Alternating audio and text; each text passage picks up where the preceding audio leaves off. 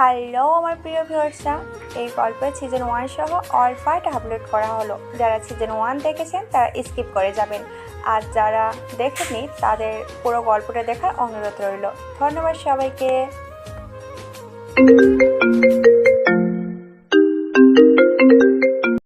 আমি 1 বছরের জন্য তোমাকে বিয়ে করতে চাই। এই 1 বছরে তোমার চাহিদা হবে টাকা, আর আমার চাহিদা হবে তোমার শরীর। রিশাদ স্যারের কথায় চমকে ওঠে ঋত্য।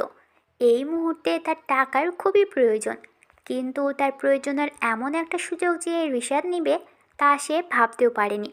রিশাদ ঋত্যের অফিসের বস। 2 মাসও হয়নি ঋত্য অফিসে জয়েন করেছে। আজ প্রথম বসের কাছে এসেছিল স্যালারি অ্যাডভান্স নেওয়ার জন্য, কিন্তু রিশাদ এমন একটা প্রস্তাব দিয়ে বসল। ঋত্যের বাবার হঠাৎ স্ট্রোক হয়েছে, হসপিটালে নিয়ে যাওয়া হয়েছে। অবস্থা বেশি ভালো নয়, ডক্টররা ট্রিটমেন্ট করছেন, কিন্তু প্রচুর টাকার দরকার। এক মুহূর্তের জন্য ঋতুর সমস্ত শরীর জুড়ে শীতল হাওয়া বয়ে যায়। চোখের সামনে বাবার আকুতি ভরা চেহারা আর ঋষাদের বাঁকা হাসি ভেসে ওঠে। 8 বছর বয়সে মাকে হারানোর পর বাবা তার একমাত্র অবলম্বন। বাবাকে হারাতে পারবে না ঋত্য। কন্ট্রাক্ট পেপার হাতে দাঁড়িয়ে আছে রিশাদ। সে ভালো করেই জানে ঋতু এ পেপারে সাইন করবেই। বাবার জন্য মেয়েটা যে নিজেকেও বিক্রি করতে পারে তা সে ভালো করেই জানে। ঠোঁটের বাঁকা হাসিটা এখনও বিদ্যমান। পিন ড্রপ সাইলেন্ট রুমে হাতে থাকা দামি ঘড়িটা টিকটক শব্দটাও কানে আসছে রিশাদের। সে অপেক্ষায় আছে ঋতু সম্মতির। চোখ বন্ধ করতেই বারবার দিব্য চেহারাটাও ভেসে উঠছে ঋত্যর সামনে। দিব্য ছেলেটা যে বড্ড ভালোবাসে তাকে। একদিকে বাবা, অন্যদিকে ভালোবাসা। নিঃশ্বাস বন্ধ হয়ে আসছে ঋত্যর। হঠাৎ চোখ খুলল ঋত্য। রিশাদের হাত থেকে কন্ট্রাক্ট পেপার নিয়ে খুব দ্রুত সাইন করে দিল। পেপারটা ছিল ঋত্য আর রিশাদের রেজিস্ট্রি পেপার, আর একই সাথে 1 বছরের কন্ট্রাক্ট পেপার। সাইন করার সাথে সাথেই রিশাদ ফোন বের করে কাউকে কল দিল। রিশাদ ফোনে কথা বলছে। রিশাদের সামনেই দাঁড়িয়ে আছে ঋত্য। দিব্যর চিন্তায় মাথাটা বারবার চক্কর দিয়ে উঠছে। ধীরে ধীরে চোখ ঝাপসা হয়ে আসলো। পড়ে যাওয়ার শব্দে পিছনে তাকিয়ে ঋত্যকে মেঝেতে পড়ে থাকতে দেখল রিশাদ। ফোন রেখে ঋত্যর কাছে দৌড়ে এলো সে। ঋত্যকে কোলে করে সোফায় শুইয়ে দিল। ঋত্যর গোছালো চেহারার সাথে এলোমেলো চুলের কম্বিনেশনটা পছন্দ হলো না রিশাদের। আলতো করে ঋত্যর চুলে হাত বুলিয়ে দিল রিশাদ।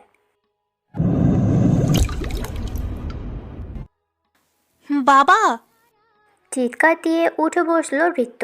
আশেপাশে তাকিয়ে উপলব্ধি করলো ঘরটা তার নয়। বিশাল আলিশানো একটা গোছালো রুম। ওয়ালে রিশাদের বেশ কিছু ফটো টাঙানো। বেড সাইড টেবিলে রিশাদের একটা ফটো। ঋত্যর বুঝতে সময় লাগলো না সে রিশাদের বাড়িতে। আশেপাশে তাকিয়ে নিজের ফোন খুঁজতে লাগলো ঋত্য, কিন্তু পেল না। ফোনের কথা বলতে বলতে রুমে ঢুকলো রিশাদ, আর রুমে ঢুকেই দেখলো ঋত্য কিছু একটা খুঁজছে। কথা শেষ করে ফোন পকেটে ঢুকালো রিশাদ। ফোন বালিশের পাশে আছে। ধন্যবাদ। ফোন পেয়ে উচ্ছ্বাসিত হয়ে ফোন নিয়ে বারান্দায় চলে যায় ঋত্য। আজ স্বাধীনতা উপভোগ করে নাও ঋদ্ধ। কাল থেকে ঋষাদের কাছায় বন্দি হতে চলেছো তুমি। তুমি আর তোমার বাবা মিলে যা করেছো সব কিছুর শাস্তি আমি দেব তোমাদের। মৃত্যুর জন্য কাতরাবে তোমরা, কিন্তু রিশাদ আফসানের থেকে মুক্তি পাবে না। এবার হবে খেলা শুরু। Get ready for air, Mrs Ritya Rishad Afsan. কথাগুলো বলেই বাঁকা হেসে বারান্দায় থাকা ঋত্যর দিকে তাকায় রিশাদ। এটা তুমি ঠিক করলে না ঋতু। আমাকে ভালোবাসার স্বপ্ন দেখিয়ে রিশাদকে বিয়ে কি করে করতে পারলে তুমি? দিব্য বাবা, তুই শান্ত হ। আমরা তোর জন্য ওর চেয়েও ভালো মেয়ে দেখব। না বাবা, আমার ঋতুকে চাই। ও এখন অন্য কারোর বিবাহিত স্ত্রী। বাবা, আমার রাস্তায় বাধা হয়ে এসো না, নয়তো তোমার কালো অতীতটা আমার অজানা নয়, আর সেই অতীতকে পৃথিবীর সামনে তুলে ধরতেও আমার দুবার ভাবতে হবে না। দিব্য, বাড়াবাড়ি করিস না, তোর বাবা আমি। বিধান মাহমুদের কথায় রেগে গিয়ে তার গলা চেপে ধরল দিব্য। ছটফট করতে লাগলেন তিনি। কয়েক সেকেন্ড বাদে বিধান মাহমুদকে ছেড়ে চোখ গরম করে তাকালো দিব্য। ছেলের এতটা অবনতির জন্য মনে মনে নিজেকে দায়ী করে উপরের ঘরের দিকে এগোলেন বিধান মাহমুদ। বাবার সাথে কথা বলে মনে স্বস্তি পেল ঋত্য। তবে সে স্বস্তির মাত্রা খুবই কম, যেন মরুভূমির তীব্র গরমে এক ফোঁটা পানি জিহ্বায় পড়েছে। ঋত্য, যাও, রেডি হয়ে এসো। রেডি? মানে? Gate ready for a crazy romantic night baby. Time দেওয়ার জন্য আমি তোমাকে বিয়ে করিনি, damn it. Just get ready for tonight. কথাটা বলে রুম থেকে বেরিয়ে গেল ঋষাদের বেরিয়ে যাওয়ার সাথে সাথে মেঝেতে বসে পড়ল ঋত্য। বাবার জন্য নিজেকে একটা ভদ্ররূপী পশুর কাছে নিজেকে সমর্থন করতে চলেছে ঋত্য। ঘড়ির কাঁটা জানান দিচ্ছে সন্ধ্যা 6:30 বাজছে। উঠে আলমারির কাছে গিয়ে দাঁড়ালো ঋত্য। আলমারি খুলতেই দেখতে পেল হ্যাঙ্গারে ঝোলানো বেশ কয়েকটা দামি শাড়ি। এত দামি শাড়ি শেষ কবে পরেছিল ঋত্যর মনে নেই তার। আলমারি থেকে কালো রঙের একটা শাড়ি বের করলো ঋত্য, সাথে হাতকাটা ব্লাউজ পেটিকোট। আলমারি সবগুলো শাড়ির ব্লাউজই হাতা কাটা। বিষয়টা ঋত্যের মাঝে বেশ অস্বস্তি সৃষ্টি করলো। রাত প্রায় 11টায় বাড়ি ফিরল ঋষাদ। ফাঁকা বাড়িতে পিনপতন নীরবতা। কাজের লোকেরাও শুনতে নামলে চলে যায়। বাড়িতে এখন শুধু ঋষাদ আর ঋত্য। সশব্দে নিজের রুমে ঢুকল ঋষাদ। লাইট অন করতেই চোখে পড়ল বিবর্ণ বিষণ্ণ চেহারায় কালো শাড়ি পরিহিতা ঋত্যকে। চেহারায় বিষণ্ণতায় সাজটা বিরক্ত করল ঋষাদকে। স্যার, শরীয়ত মোতাবেক আমাদের বিয়ে হয়নি। অন্তত ইসলামের বিধি মেনে বিয়েটা করে নিলে। আমি বিশ্বাস করি না এসব শরীয়তে। আমি আমার রক্ষক আর আমি আমার মালিক। মুখে বললেই সত্যি বদলে যায় না। এই সৃষ্টি জগতের মালিক হ্যাগনি, তিনি মহান আল্লাহ। Just shut up. এটা খাও। কি এটা? যাই হোক, খেতে বলছি, খাবে। কথাটা বলে ঋতুর দিকে একটা জুস টাইপ কিছু বাড়িয়ে দেয় ঋষাদের ধমকে চুপ করে যায় ঋত্য। চুপচাপ জুসটা খেয়ে নেয় ঋত্য। ধীরে ধীরে ঋতুর দিকে এগোতে থাকে ঋত্য ঢোক গিলতে লাগে। প্রথম কোনো ছেলে তার থেকে মাত্র 2 ইঞ্চি দূরত্বে দাঁড়িয়ে আছে। এটা যেন বেশ অস্বস্তিতে ফেলছে তাকে। দু চোখ বন্ধ করে ফেলল ঋত্য। চোখ বুঝতে ভেসে উঠল তীব্র চেহারা। সাথে সাথে ঋষাদকে ধাক্কা দিয়ে দূরে সরাতে চাইল ঋত্য, কিন্তু পারল না। ধীরে ধীরে নিস্তেজ হয়ে জ্ঞান হারালো ঋত্যকে কোলে করে বিছানায় শুয়ে দিল ঋষাদ। ঋত্যর শাড়ির কাঁধের দিকে খানিকটা সরিয়ে দিল, ব্লাউজটাও খানিকটা ছিঁড়ে দিল। এরপর ক্লিপ দিয়ে ঋত্যর পেটে আঘাত করল। মুহূর্তে ঋত্যর ফর্সা পেট লাল হয়ে উঠল। একইভাবে ঋত্যর গলাতেও আঘাত করল ঋত্যকে ছেড়ে এবার নিজের শার্টটা খুলল ঋত্য নখ দিয়ে নিজের বুকে আঁচড় দিল। অতঃপর সেভাবেই ঋত্যকে বুকে নিয়ে কম্বল জড়িয়ে নিল। ঘুম থেকে উঠেই নিজেকে আপত্তিকর অবস্থায় ঋষাদের বুকে পেল ঋষাদের উন্মুক্ত বুকে দম বন্ধ হয়ে আসছিল ঋত্যর। কিন্তু ঋষাদ এতটাই শক্ত করে ধরে রেখেছে যে ঋত্য ছাড়াতেও পারছে না। ঋষাদের বুকের দিকে তাকাতেই দেখতে পেল আঁচড়ের দাগ। চমকে উঠল ঋত্য। তার মানে রাতে আমরা কি করে করতে পারলাম আমি এটা? এতটাই চাহিদা আমার দিব্যকে ছেড়ে অন্য একটা ছেলের সাথে? কথাগুলো ভাবতেই চোখ থেকে পানি গড়াতে লাগলো ঋত্যর। টপ টপ করে ঋষাদের বুকে পড়তে লাগলো ঋত্যর চোখের পানি। বুকে ঋত্যর পানি স্পর্শ পেয়ে চোখ মেলে তাকালো ঋষাদ। চোখ মেলতেই দেখতে পেল ঋত্যর কান্নারত চেহারা। বাঁকা হেসে ঋষাদ বলল, রাতে আবেদনময় আর সকালে দেবদাসের পারো। আজব মেয়ে তো তুমি। ঋষাদের কথায় ঘৃণায় গা গুলে আসে ঋত্যর। উঠে যেতে ধরে কিন্তু ঋষাদ ঋত্যকে বুকে চেপে ধরে রাখে। ঋত্যর কানে কানে বলে, শাড়িটা ঠিক করে বের হও, রাতে তো কেউ ছিল না, আমার সামনে করলে অসুবিধা নাই, কিন্তু কাজের লোকদের সামনে এভাবে গেলে তারা তোমাকে আমার বউয়ের চেয়ে রক্ষিতার নজরে বেশি দেখবে। বলে ঋতুকে ছেড়ে ওয়াশরুমের দিকে এগোয় ঋষাদ। আর ঋতু ঘৃণায় চোখে তাকিয়ে থাকে ঋষাদের দিকে। কতটা খারাপ হলে একজনের দুর্বলতার সুযোগ নিয়ে এভাবে খেলা যায়, অনুধাবন করার চেষ্টা করছে Ritu. I don't want listen anything. ওদের উপর নজর রাখো, আর কেউ যেন সন্দেহ না করে। ঋতুকে ঋষাদের থেকে দূরে রাখার দায়িত্ব তোমার, আর ঋষাদের মনে ঋতুর প্রতি সন্দেহ সৃষ্টি করার দায়িত্বটা আমার। খেলাটা শুরু করছে ঋষাদ, কিন্তু শেষটা আমি করব। আবার পুনরায় বৃত্ত হবে অতীতের সেই অধ্যায়টা। Gate ready for work, Rishad option. বাঁকা হেসে ফোনটা পকেটে ঢুকালো দিব্য।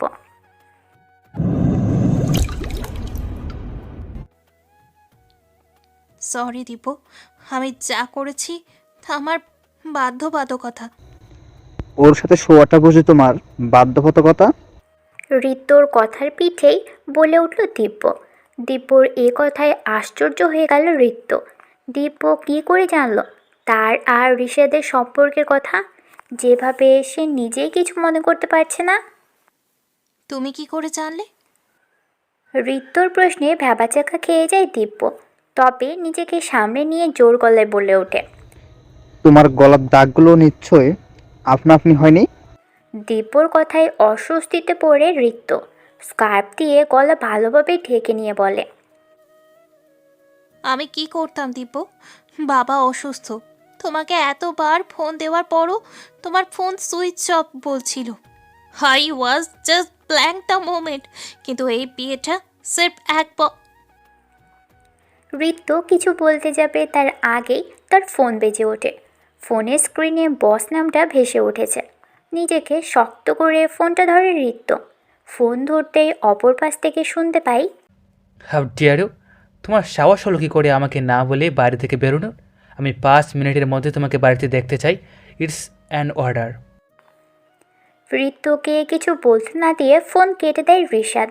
ঋষাদের ধমকে বেশ ভয় পেয়েছে ঋতু, যদি তার বাবাকে কিছু করে ফেলে।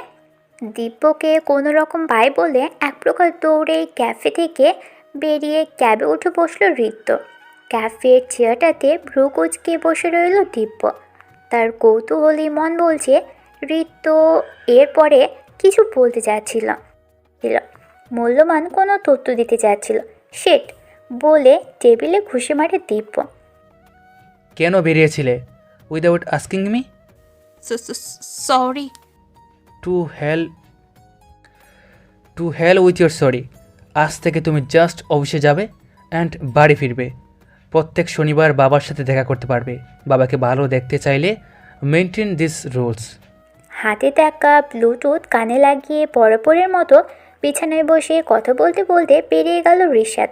রাগী মুখটা এতক্ষণ লাল হয়েছিল, নীল চোখ জোড়াও যেন মায়ের পরিবর্তে বিষাদের প্রতীক হয়েছিল। ঋষাদের চোখের দিকে আর তাকালো না ঋতু। রুমে গিয়ে অফিসের জন্য রেডি হতে লাগলো।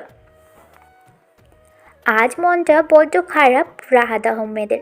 মেয়ে কত তাড়াতাড়ি পর হয়ে গেল তার।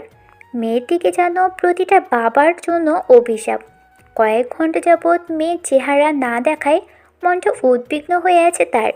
তিনি ঠিক করে রেখেছেন হসপিটাল থেকে রিলিজ দেওয়া মাত্রই তিনি মেয়ের শ্বশুরবাড়ি গিয়ে মেয়েকে দেখে আসবেন। প্রতিটা বাবার কাছে মেয়ে মানে ভালোবাসার সবচেয়ে বিশাল স্থান। মেয়ের চেয়ে বেশি ভালো কেউ বাঁচতে পারে না বাবাকে। তাই হয়তো বাবার জন্য এত বড় আত্মত্যাগ করতে বেশি ভাবতে পারেনি ঋতু। অফিসে আমাদের বিয়ে সম্পর্কে কেউ জানে না, সো তুমি অফিসের একজন অর্ডিনারি স্টাফ ছেলে আর সেটাই থাকবে। যাও, এই ফাইলগুলো কমপ্লিট করে নিয়ে আসো আর আমার পিএ আসিফকে রুমে পাঠাও। Okay sir. ফাইলগুলো হাতে নিয়ে নিজের ডেস্কে গেল ঋতু, আর আসিফকেও ঋষাদের কাছে পাঠিয়ে দিল। আসিফ, আজকের সবগুলো মিটিং ক্যান্সেল করে দাও। কেন sir, anything wrong? No, everything is fine, but আমি আজ দুপুরে থাকবো না, বিকেলে আসবো। ততক্ষণে মিস ঋতুকে সব কাজ কমপ্লিট করে আমার কেবিনে সাবমিট করতে বলবে। Okay sir. আসিফকে সব বুঝিয়ে দিয়ে অফিস থেকে বেরিয়ে যায় রিশাদ। অফিস থেকে বেরিয়ে হুডিসহ কালো জ্যাকেটে নিজেকে জড়িয়ে নেয়। নিজের গাড়ি নেওয়ার ভুলটা করে না। একটা শোরুম থেকে অতিরিক্ত টাকা দিয়ে একটা বাইক কেনে ডকুমেন্ট ছাড়া। বাইকটা নিয়ে নিজের কাজে লেগে পড়ে রিশাদ। প্রথমে যায় হেলথ কেয়ার হসপিটালে, যেখানে ঋতুর বাবা রাহাত আহমেদকে রাখা হয়েছে। রাহাত আহমেদের ডক্টরের সাথে কথা বলে তার সম্পর্কে বেশ কিছু ইনফরমেশন কালেক্ট করে। হসপিটাল থেকে বের হওয়ার সময় রাহাত আহমেদকে চোখে পড়েছিল রিশাদের। লোকটাকে দেখেই রিশাদের কপালের রগ ফুলে ওঠে। মন চাচ্ছিল যেন এখনই লোকটাকে জ্যান্ত কবর দিতে, কিন্তু নিজেকে শান্ত করে। রাহাত আহমেদের চোখের অগোচরে হসপিটাল থেকে বেরিয়ে আসে রিশাদ। হসপিটাল থেকে বেরিয়ে রিশাদ নিজের বাড়িতে গেল। বাড়ির লোক সুধাকে বলল 1 কাপ কফি বানিয়ে দিতে, বলেই রুমে ঢুকলো রিশাদ। ক্যাফে থেকে বেরিয়ে একটা বারে এসে বসে দিব্য। ওয়েটারকে ড্রিঙ্ক সার্ভ করতে বলে একটা টেবিলে হেলান দিয়ে বসে রইল। ওয়েটার ড্রিঙ্ক রেখে যেতেই ঢকঢক করে গিলল দিব্য। হঠাৎ তার পাশে কেউ একজন এসে বসল। চোখ তুলে তাকাতেই চমকে উঠল দিব্য। রিশাদ এসে বসেছে তার সামনে। হাতে থাকা ছুরিটা দিব্যর পেটে ধরেছে রিশাদ। মাথা কাজ করা বন্ধ করে দিয়েছে দিব্যর। জোরে চিৎকার দিয়ে ওঠে দিব্য। আশেপাশে তাকিয়ে দেখে কেউ নেই। ফোন বের করে দিব্য। হ্যালো, রিশাদ এখন কোথায়? উনি তো ওনার রুমে বস। ভালো করে চেক করো। বস, উনি রুমে বসে ল্যাপটপ দেখছেন। ওহ, ওকে। চিন্তিত কণ্ঠে কথাটা বলে ফোন রাখে দিব্য এবং পুনরায় ড্রিঙ্কস করতে শুরু করে। দিব্য, এ তো সবে শুরু। খেলার সমাপ্তি আস্তে আস্তে। খেলার মতো অবস্থাতে থাকবে না তুমি। কত বোকা স্পাই লাগিয়েছো আমার পিছনে, যে রিয়াল আর গ্রাফিক্সের পার্থক্যই বুঝে না। হুডি দিয়ে মুখ ঢেকে বার থেকে বের হয় রিশাদ। বাইকটা নিজের সিক্রেট হাইডে উঠে রেখে জ্যাকেট খুলে রেখে পিছনের গেট দিয়ে বাড়িতে ঢুকলো এবং ফর্মাল ড্রেসে সবার সামনে দিয়ে অফিসে গেল। অফিসে ঢুকেই প্রথমে আসিফকে ডেকে বলল ঋতুকে ডাকতে। ঋতু ফাইলগুলো নিয়ে রুমে ঢুকলো। রিশাদ ফাইল চেক করতে লাগলো। চেক বললে ভুল হবে, মূলত একটা ভুল খুঁজতে লাগলো। হঠাৎ একটা ফাইলে কিছু চেঞ্জ দেখে ভ্রু কুচকালো রিশাদ। এই প্রজেক্টের বাজেট আগেরটা কেটে এটা কেন করা হয়েছে? স্যার, এটা ছোট একটা প্রজেক্ট, এর জন্য এতটা বাজেট রাখার কোনো আবশ্যকতা আমি দেখছি না, তাই বাজেটটা কমিয়ে। Who the hell are you? কোম্পানির বাজেট ডিসাইড করার তুমি কে? আমি কারেকশন করতে দিয়েছিলাম, চেঞ্জ করতে না। স্যার, আমি তো কোম্পানির ভালোর জন্য আমি আছি, তোমাকে ভাবতে হবে না। জাস্ট গেট লস্ট অ্যান্ড এটা কারেক্ট করে নিয়ে আসো। ফাইলগুলো ঋতুর দিকে ছুঁড়ে মারল রিশাদ। ফাইলগুলো তুলে নিয়ে নিজের ডেস্কে বসলো ঋতু। সবাই অবাক দৃষ্টিতে তাকিয়ে আছে ঋতুর দিকে।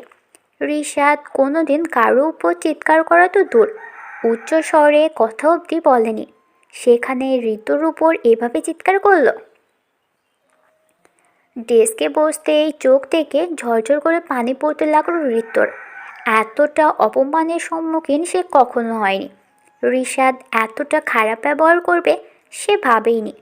চোখের পানিতে ফাইল ভিজে যেতে লাগলো, তবু কাজ করছে ঋতু। বাজেটটা ঠিক করে রিশাদের রুমে যেতেই দেখলো রিশাদ গম্ভীর দৃষ্টিতে ল্যাপটপের দিকেই তাকিয়ে আছে। বুকে ফু দিয়ে ফাইলটা নিয়ে রিশাদের রুমে ঢুকলো ঋতু। ফাইলটা রিশাদের দিকে বাড়িয়ে দিল। রিশাদ গম্ভীরভাবে ফাইল চেক করতে লাগলো। ঋতু ভয় কাঁপছে। কিছুক্ষণ পর ফাইল চেক শেষে রিশাদ গম্ভীর গলায় বলল, ডান। 5টা বেজে গেছে, বাসায় যাও। অ্যান্ড হ্যাঁ, আমি তোমাকে নিয়ে যাব, এটা এক্সপেক্টও করো না। ক্যাব বুক করো অ্যান্ড গো। আপনার থেকে সেটা আমি এক্সপেক্টও করি না। মনে মনে বললেও মুখে বলার সাহসটা পেল না ঋতু। চুপচাপ রিশাদের কেবিন থেকে বের হয়ে গেল। এই যে ফুলকলি, এ তো দেখি হুড়পড়ি রাস্তায় নেমে এসেছে। রাস্তার এক কোণে কুটিসুটি মেরে দাঁড়িয়ে আছে ঋতু। 5টায় অফিস থেকে বেরিয়েছিল, এখন বাজে 7টা। ক্যাব তো আসছেই না, তার উপর একটা গাড়ি অবধি নেই রাস্তায়। হাঁটতে হাঁটতে অফিস থেকে বেশ দূরে একটা নির্জন জায়গায় এসে পড়ে রিত্য। সামনে থাকা ছেলেগুলো বারবার তার দিকে অশ্লীল কথা ছুটছে। কিছুই করার নেই রিত্যের, এইসব রাস্তার ছেলেদের সাথে ঝগড়া করতে গেলেই বিপত্তি। চুপচাপ এক কোণে দাঁড়িয়ে ক্যাবের অপেক্ষা করছে রিত্য। চোখ তুলে তাকাতেই দেখতে পেল রিশাদের গাড়ি। মনে একটা ক্ষীণ আশার সৃষ্টি হলো, হয়তো রিশাদ স্ত্রীর মর্যাদা না দিলেও একটা নারীর সম্মান রক্ষায় তা সাহায্য করবে। কিন্তু সেই ক্ষীণ আশার আলোটাও চোখের পলকে নিভে গেল। সব দেখেও না দেখার ভান করে গাড়ি নিয়ে চলে গেল রিশাদ। রিশাদের এই প্রতিক্রিয়ায় কান্না আটকাতে পারছে না রিত্য। কোনো মতে নিজেকে শক্ত করে সামনে এগোতে নেয়, কিন্তু বখাটে ছেলেগুলো চারপাশ থেকে ঘিরে ধরে রিত্যকে। আরে মামা, পাখি তো দেখি পুরো ধাবা ধান দেয়। হতে দিলে তো। চলো তো মামুনি, আমাদের সাথে চলো। এ কি, এই মেয়ের মুখ দিয়ে তো দেখি কথাই বেরোয় না। এমন মেয়েই তো চাই। ওই, ওকে ধর। ছেলেগুলো রিত্যর হাত ধরে টানাটানি শুরু করে। মস্তিষ্ক সম্পূর্ণ ব্ল্যাঙ্ক হয়ে গেল রিত্যের। এমন পরিস্থিতিতে কখনোই পড়েনি রিত্য। চোখ বুজে নিজেকে আত্মসমর্পণের জন্য প্রস্তুত হয় রিত্য। হঠাৎ অনুভব করে ছেলেগুলো তার হাত ছেড়ে দিয়েছে। একবারের জন্য ভেবেছিল রিশাদ এসেছে, কিন্তু চোখ খুলে আসিফকে দেখে রিশাদকে নিয়ে আর কিছু ভাবতে মন চায় না। ছেলেগুলোকে পুলিশে থ্রেট দিতেই ওরা পালিয়ে যায়। আসিফ শিওর দিয়ে আসিফ রিত্যর দিকে এগিয়ে এলো। মিস রিত্য, চলুন আমি বাইকে করে আপনাকে পৌঁছে দিয়ে আসি। আমার সাথে গেলেই তো উনি জানতে পারবে আমি স্যারের বাড়িতে থাকি, প্রবলেম হয়ে যাবে।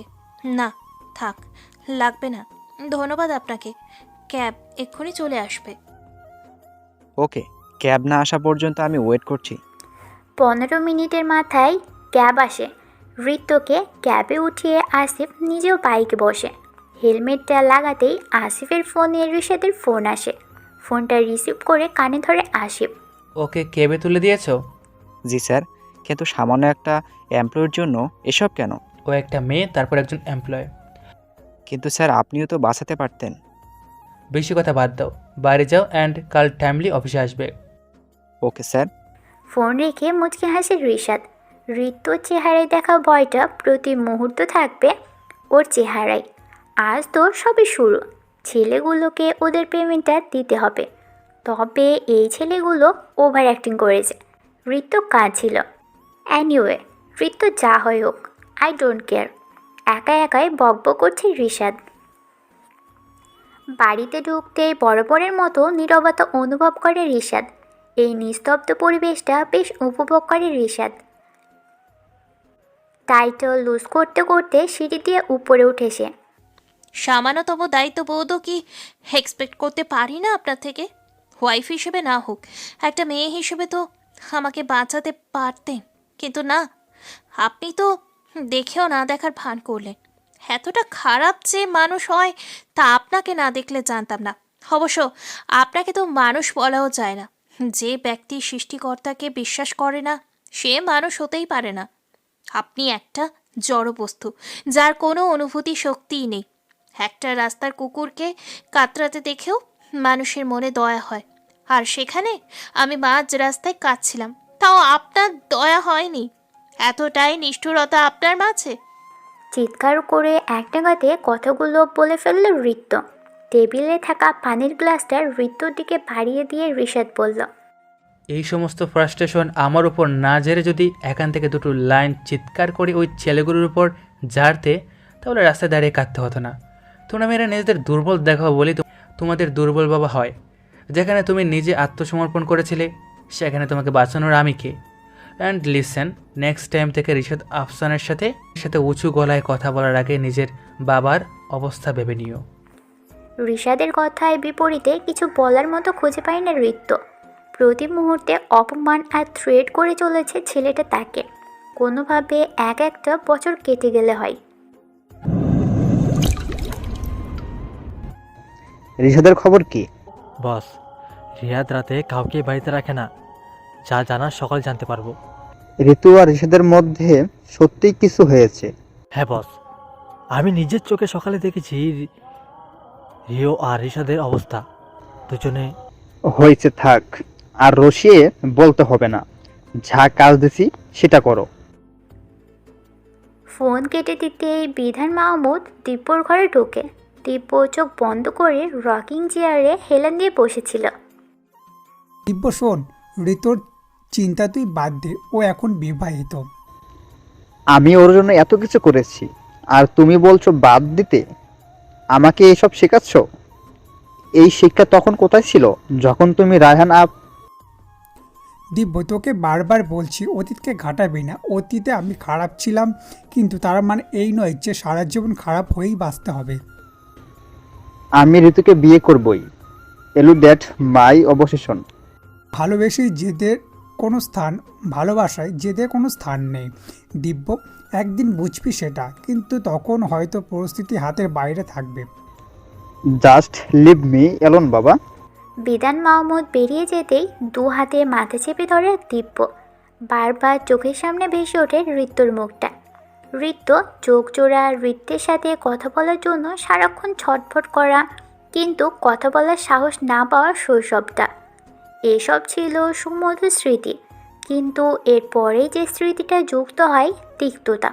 তিক্তময় অতীতের প্রতিদানে ঋত্যকে পেয়েও যেন হারাতে বসেছে দিব্য। আজ ভয় হচ্ছে দিব্যর, ঋত্যকে সারা জীবনের জন্য হারিয়ে ফেলার ভয়। ভালোবাসার সংজ্ঞা হয়তো এমনই।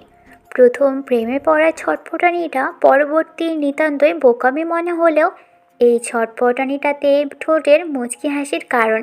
আর দিন শেষে বিচ্ছেদের ছটফটানিটা হৃদয়ে জমে থাকা কষ্টগুলোর আজীবন জীবিত থাকার সাক্ষী।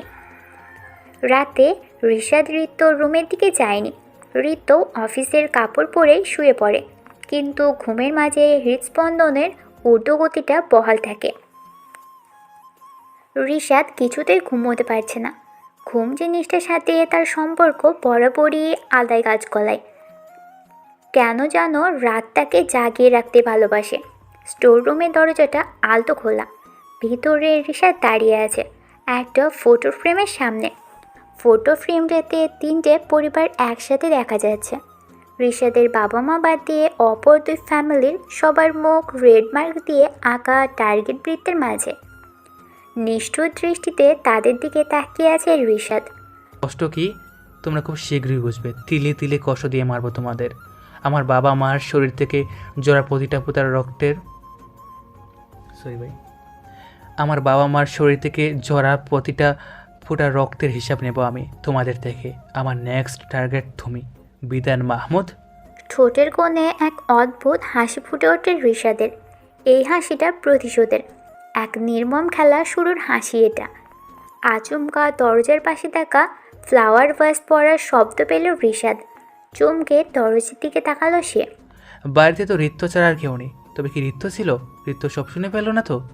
ওসব জেনে গেলে সব খেলা নষ্ট হয়ে যাবে আমার। চিন্তিত কণ্ঠে কথাগুলো বলে দরজার দিকে এগুলো ঋষাদ। এই শোনো না, প্রতিদিন ভালোবাসার নতুন নতুন গল্প পেতে ও শুনতে চাইলে আমাদের আলোর ডায়েরি চ্যানেলটি সাবস্ক্রাইব করে পাশে থাকা বেল আইকনটি বাজিয়ে দিও, কেমন? শালা, বাসটা ভাঙার আর সময় পেল না। স্যার কি আমাকে দেখে ফেলল? ইয়াব মামুদ, রক্ষা করো। তাড়াতাড়ি কাঁথা মুড়ি দিয়ে শুয়ে পড়ে ঋত্য। ভয়ে হাত কাঁপছে তার। কেন যে এই রাতের বেলা পানি খেতে উঠেছিল ভেবে নিজেকে দোষারোপ করতে লাগলো। আর উঠছে তো উঠছেই, স্টোররুমের দিকে যাওয়ার কি দরকার ছিল? নিজের উপর মেজাজ খারাপ করে দাঁত দিয়ে নখ কামড়াচ্ছে ঋত্য। ঋষাদ ঋত্যর রুমে এসে দেখলো লাইট অফ আর ঋত্য কাঁথা মুড়ি দিয়ে শুয়ে আছে। ঋষাদ আর বেশি কিছু না ভেবে গেস্ট রুমের দিকে গেল, তবে নিজেকে কিছুতেই স্থির করতে পারলো না। ঋত্য কি আদৌ এসেছিল আমার রুমে, নাকি আমি বেশি ভাবছি? না, এই মেয়ের উপর নজর রাখতে হবে। অতীতের ভুলটা আর করা যাবে না। খেলাটা আমাকে জিততে হবে। পকেটে হাত ঢুকিয়ে ভাবতে থাকে ঋষাদ। স্যার, আজ অফিসে ইম্পর্টেন্ট মিটিং আছে। দিব্য স্যার তো আসবে না বলছেন। আপনি যদি আসতেন। জি স্যার। ফোন রেখে অফিসে যাওয়ার জন্য রেডি হতে লাগলো বিধান মাহমুদ। একটা সময় টাকার পেছনে কত ছুটছেন, অথচ এখন সেই টাকাকে দু চোখে সহ্য করতে পারে না। স্যার, বিধান মাহমুদ অফিসে যাওয়ার জন্য রেডি হচ্ছেন।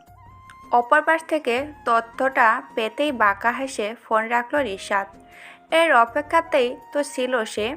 অফিসে ঢুকে সবার আড়ালে বের হয়ে যায় রিশাদ, ঋত্যকে পূর্বের মতো এক গাদা কাজ চাপিয়ে। বিধান মাহমুদ আজ একাই ড্রাইভ করছেন, ড্রাইভার সাথে নেননি। অদ্ভুত একটা চিন্তা ভেতর থেকে ঘিরে ধরে রেখেছে তাকে। রিশাদ গতকাল বাইক নিয়ে বিধান মাহমুদকে ফলো করেছে, উদ্দেশ্য ভয়ানক, তবে যদি সফল হয় তবে? তোর মৃত্যু আজ নিশ্চিত বিধান মাহমুদ, আর সেটাও আমার হাতে। বিধান মাহমুদের গাড়ির ঠিক পেছনে রিশাদের বাইক। পকেটে থাকা পেট্রোল ভরা কাঁচের বোতলটা বিধান মাহমুদের গাড়ির পেছনের কাছে মারে রিশাদ। সাথে সাথে কাঁচ ভেঙে পেট্রোল পড়ে গাড়িতে। আচমকা এমন ঘটনায় বিধান মাহমুদ চমকে যান, বুকে চিনচিন ব্যথা অনুভব হয়। গাডাফির সাইডের মিররে তিনি দেখতে পেলেন বাইকে করে কেউ তাকে ফলো করছে। চিন্তাটা আরও বেড়ে গেল বিধান মাহমুদের। গাড়ির স্পিড বাড়িয়ে দিলেন তিনি। বিধান মাহমুদের গাড়ির স্পিড বাড়াতে দেখে রিশাদ বুঝতে পারল বিধান মাহমুদ বুঝতে পেরেছে কেউ তাকে ফলো করছে। এই ভয়টাই তো পাওয়াতে চাচ্ছিল সে তাকে। আর শেষ দিন বিধান মাহমুদের, বলেই এক হাত দিয়ে লাইটারটা ধরায় রিশাদ। লাইটারটা ছুটতে নিয়ে বুঝতে পারে সামনে রেল ক্রসিং আসছে। বিধান মাহমুদের গাড়ি পার হতেই শাটার ডাউন করা হলো। রিশাদ আর বিধান মাহমুদকে ফলো করতে পারল না। শীঘ্রই রিশাদের চোখের অগরাশ্রয়ে হয়ে গেল বিধান মাহমুদ। শিট! বিরক্তি হয়ে কথাটা বলল রিশাদ। প্ল্যান ভেস্তে যাওয়ার তার মেজাজ এখন তুঙ্গে। বিরক্তির চরম সীমা নিয়ে পর্বের মতো সবার অগ্রসরে অফিসে ঢুকলো রিশাদ। কাজে কিছুতেই মন বসাতে পারছে না ঋত্য। বারবার কালকে রাতের কথা মনে পড়ছে। কলম ধরতে গিয়েও হাত কাঁপছে। কোনো রকমে ফাইল কমপ্লিট করে রিশাদের রুমে আসে ঋত্য। রিশাদকে মাথায় হাত দিয়ে বসে থাকতে দেখে ভয় বেড়ে যায় ঋত্যর। ঠক গিলে রিশাদের দিকে ফাইলগুলো বাড়িয়ে দিল ঋত্য। ফাইল চেক করা শুরু করলো রিশাদ। এমনিতেই রিশাদের মেজাজ খারাপ ছিল, তার উপর প্রত্যেকটা ফাইলে 3-4টা করে ফুল। রিশাদের সমস্ত রাগ গিয়ে পড়ল ঋত্যর উপরে। চিৎকার করে উঠল রিশাদ। তোমাদের মতো অশিক্ষিত মেয়েকে জব দেওয়াই উচিত হয় নাই। একটা ফাইল এত বল, এটা কি খেলা পেয়েছো? কাজ না করতে পারলে কাজ এসেছো কেন? Get lost stupid girl. মাথা নিচু করে চুপচাপ কথাগুলো হজম করে ফাইলগুলো নিয়ে নিজের ডেস্কে বসলো। কেন এত রাগ স্যারের আমার উপর? ভুল তো হতেই পারে। প্রতি মুহূর্তে আমার উপর চিৎকার না করে থাকতেই পারি না। ন্যূনতম রেসপেক্ট কি আমি ডিজার্ভ করি না তার থেকে? এতটাই খারাপ আমি? চোখে জল বাধা মানছে না ঋত্তর। সবাই আজও বাঁকা চোখে তাকিয়ে আছে ঋত্তর দিকে। আশিফের খুব খারাপ লাগছে ঋত্তর জন্য। মেয়েটা এতটাও খারাপ না কাজে, তাহলে এতটা অপমান করার কারণ কি? কিন্তু ঋত্যকে দেওয়ার মতো কোনো সান্ত্বনাও নেই তার কাছে। চুপচাপ নিজের কাজ করতে থাকে সে। রিশাদের মনটা বড্ড ছটফট করছে। কোনো কিছুই ভালো লাগছে না তার। সে বুঝতে পারছে না এই ছটফটানির কারণটা কি। বিধান মাহমুদকে মারার প্ল্যানটা ভেস্তে যাওয়া, নাকি ঋত্যর সাথে খারাপ ব্যবহারের? ঋত্যর সাথে খারাপ ব্যবহার করে যে তৃপ্তি রিশাদ পেতে চায়, তা সে কখনোই পায় না। উল্টো পায় একরাশ অস্বস্তি আর অতৃপ্তি অনুভূতি। এমন হওয়ার কারণটা অজানা রিশাদের।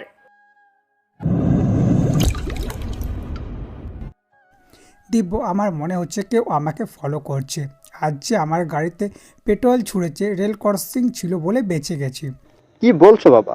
এমনটা কি করতে পারে? রিশাদ রিশাদেই করেছে এইসব। ফোন বের করে নিজের ইনফর্মারকে ফোন দিতে লাগলো দিব্য। রিশাদ এখন কোথায়? বাড়িতে তো আসেনি বস, অফিসে থাকবে। আমি তোমাকে ওর বাড়িতে কাজ করার জন্য রাখিনি। ও কখন কোথায় যায় সেই খোঁজ রাখো। নেক্সট টাইম যেন বলতে না হয়। ফোন রেখে কিছু একটা চিন্তা করতে বসে দিব্য। রাতে আফশান ম্যানশনে ঋত্য অফিসের পোশাকেই বসে আছে, যা দেখে রিশাদের অসহ্য লাগছে। এই মেয়ে কমন সেন্স নাই? অফিসের পোশাকে কতক্ষণ বসে থাকবে? যাও ড্রেস চেঞ্জ করো। আসলে স্যার, আমার কয়েকটা ড্রেস কিনতে হবে। কেন, তোমার আলমারি ভর্তি শাড়ি আছে তো। ওসব পরতে আমার অস্বস্তি হয়। ও, হওয়ারই কথা। এত দামি শাড়ি আগে কখনো পরনি তো। দামের চেয়ে বড় স্বস্তি।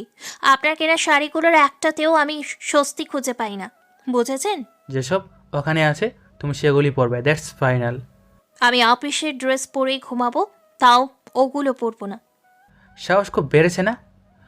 ঋত্যর দিকে এগোতে থাকে রিশাদ। ঋত্য ভয়ে পেছাতে থাকে। উল্টো দিকে হাঁটতে হাঁটতে হঠাৎ সিঁড়ির সাথে ধাক্কা খেয়ে নিচে বসে পড়ে।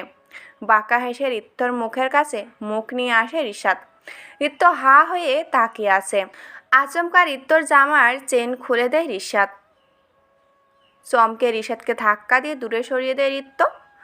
রিশাদ আগের মতোই বাঁকা হেসে বলে, এখন কি একা চেঞ্জ করবে নাকি আরও হেল্প করব?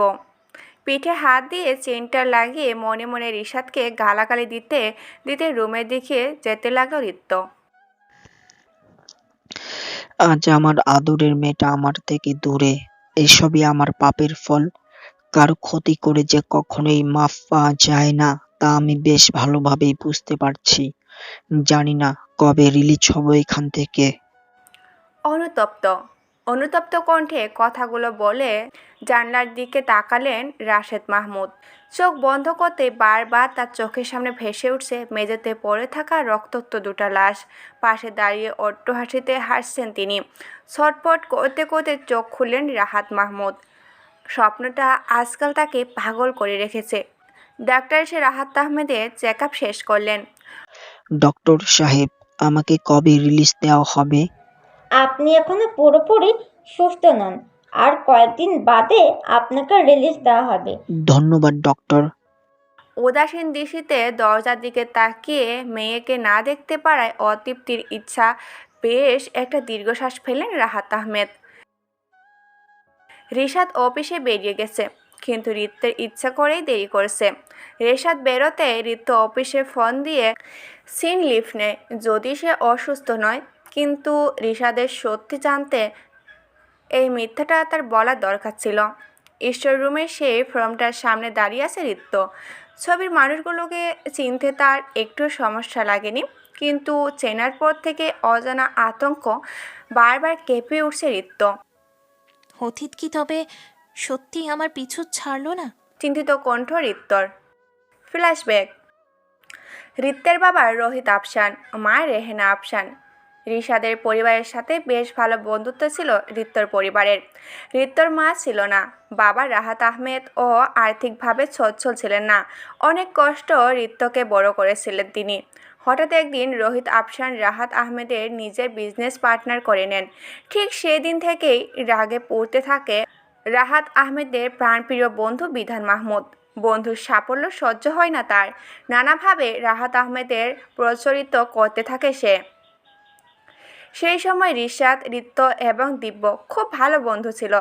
ঋত্য বরাবরই রিশাদকে পছন্দ করত, তবে তখন তারা খুবই ছোট, সবে ওয়ানে পড়তো। রিশাদ ঋত্যকে পাত্তাই দিত না। দিব্য আবার ঋত্যর জন্য পাগল ছিল। একটা সময় রিশাদের থেকে পাত্তা না পেয়ে সবসময় দিব্যর সাথে থাকতে শুরু করলো ঋত্য। বিধান মাহমুদ রাহাত আহমেদকে রোহিত রাফসানকে মারার জন্য তৈরি করে। সম্পত্তির লোভে একটা ভয়ঙ্কর খেলার সূচনা হয়। রিশাদের চোখের সামনে তার বাবা মাকে ছুরির আঘাতে রক্তাক্ত করা হয়। বাবা মাকে বাঁচাতে চিৎকার করে ছুটতে থাকে রিশাদ। দিব্য ঋত্যকে বোঝায়, এই সুযোগ রিশাদের উপর প্রতিশোধ নেওয়ার। ও তোকে পাত্তা দেয় না, যা ওকে ধাক্কা দে। শিশুমন ঋত্যর। দিব্যর কথার বসে চলে আসে সে। রাস্তার মাঝে রিশাদকে ধাক্কা দিয়ে ফেলে। সামনে থেকে আসা গাড়িটার সাথে ধাক্কা লেগে পড়ে যায় রিশাদ। রিশাদের আঘাত পাওয়ায় আনন্দ পায় ঋত্য। দুজনে ফিরে আসে বাড়িতে। রিশাদ মারা যায়নি সেদিন। গাড়ির মালিক তাকে বাড়িতে এনে নিজ সন্তানের মর্যাদা দেয়, বড় করে তোলে। সেই থেকে রিশাদের মনে জ্বলছে প্রতিশোধের আগুন। যে টাকার জন্য রাহাত আহমেদ এত কিছু করেছে, ইনভেস্ট করে তার সমস্তটাই হারিয়েছেন তিনি। রিশাদ অফিসে যেতেই জানতে পারল ঋত্য অফিসে আসেনি। রিশাদের সন্দেহ আরও গভীর হলো যে সেই রাতে রিত্যই ছিল দরজার পাশে। আর সেই সত্যিটা জানতে রিত্য আজ অফিসে আসেনি। অফিস থেকে দ্রুত বেরিয়ে যায় রিশাদ। রিত্য এখনও স্টোররুমের মেঝেতেই বসে আছে। সে এখনো বিশ্বাস করতে পারছে না এই রিশাদেই তার ছোটবেলার ভালো লাগা ছিল। কিন্তু রিশাদের সাথে সে যা করেছে তার কোনো ক্ষমা নেই। বড় হয়ে দিব্যকে সারা জীবন পাশে পেয়ে, দিব্যর ভালোবাসা পেয়ে সে রিশাদকে ভুলতেই বসেছিল। রিশাদ বাড়িতে ঢুকেই প্রথমে ওয়াশরুমে ঢুকলো এবং যা অ্যাকসেপ্ট করেছিল তাই। ঋতু ওয়াশরুমের মেঝেতে বসে আছে। রাগে রিশাদের চোখ লাল হয়ে আছে। রাগে ঋত্য চুলের মুঠি ধরে টেনে আনে ফ্লোরে ছুঁড়ে মারে রিশাদ। আচমকা এমন করায় ভেবা থেকে খেয়ে যায় ঋত্য। তবে নিজেকে সামলানোর চেষ্টা করে কিন্তু পারে না। রিশাদ ঋত্যকে ফ্লোর থেকে টেনে তুলে সিঁড়ির দিকে ছুঁড়ে মারে। ঋত্য যে ব্যথা পাচ্ছে সেদিকে কোনো খেয়ালই নেই রিশাদের। সিঁড়ির সাথে ধাক্কা দিয়ে পড়ে যায় ঋত্য, কিন্তু রিশাদ এগিয়ে এসে দেখেও না। ঋত্যকে সম্পূর্ণ উপেক্ষা করে সিঁড়ি দিয়ে উপরে উঠে যায় রিশাদ। রিশাদের এতটা অবহেলার নিষ্ঠুরতা দেখে চোখের পানি চলে আসে ঋত্যর, কিন্তু এটাকে নিজের নিয়তি ভেবে চুপচাপ উঠে রুমের দিকে চলে যায়। রুমে ঢুকতেই দেখতে পায় ঋত্য বিছানায় বসে পা নাড়াচ্ছে। ছোটবেলা থেকেই এই কাজটা রিশাদ তখনই করে যখন সে মাত্রাধিক রেগে যায়। এটা তার কাছে রাগ নিয়ন্ত্রণ করার পদ্ধতি। ঋত্যর চোখ ভিজে উঠছে। ছোটবেলায় করা একটা ভুল আর জীবনে এভাবে ফিরে আসবে সে কখনোই ভাবেনি। রিশাদ, আমাকে ক্ষমা করে দাও। আমি যা করেছিলাম তা। আমার তোমার চেহারা অবধি দেখার রুচি নেই। 1 বছরের জন্য বিয়ে করেছিলাম কষ্ট দেওয়ার জন্য, কিন্তু তোমার মতো মেয়েকে চোখের সামনে দেখা আমার জন্য বেশি কষ্টের। 2 দিনের মধ্যে তুমি ডিভোর্স লেটার পেয়ে যাবে। তবে ভেবো না এত সহজে তোমাদের ছেড়ে দেব। তোমরা শাস্তি পাবে, আর এই রিশাদ আফসানের হাতেই পাবে সে শাস্তি। রিশাদ আফসান কাউকে ক্ষমা করে না। রিশাদ, আমার কথাটা শোনো। ছোটবেলা থেকেই তোমাকে ভালো লাগতো, আর তুমি আমাকে পাত্তাই দিতে না। সেই দিন যখন দিব্য। ইয়া রাইট দিব্য। দিব্য যা বলবে তুমি তাই করবে। দিব্য যদি বলে কাউকে মেরে ফেলো তুমি সেটাই করবে। এত ভালোবাসো? I can't bear your face, just get loss. ঋত্যকে রুম থেকে বের করে দিয়ে দরজা বন্ধ করে দিল রিশাদ। মাথাটা ভারী হয়ে আছে তার।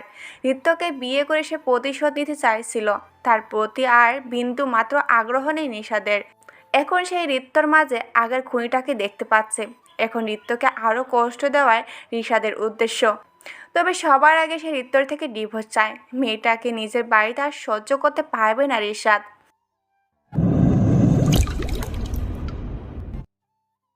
কথা শোন আমার। আমি ব্যস্ত বাবা। এই ব্যস্ততার জন্য ঋত্বিককে হারিয়েছিস, এখন কি আমাকেও হারাতে চাস? বাবা প্লিজ, বিরক্তকর কথা বাদ দাও না। সিগারেট ফেলে আমার রুমে আসিস।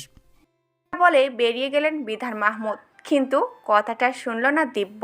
সে অপমানের সিগারেটের ধোঁয়া নিজেকে খুঁজতে ব্যস্ত। দূরে কোথাও থেকে একটা গানের সুর ভেসে আসছে। দিব্যর গিটারের সুর উঠতে শুধু ঋত্যর নাম। দিব্যর গিটারের সুর উঠত শুধু ঋত্যর নামে। আজ ঋত্য নেই, তার গিটারের অযত্ন পড়ে আছে।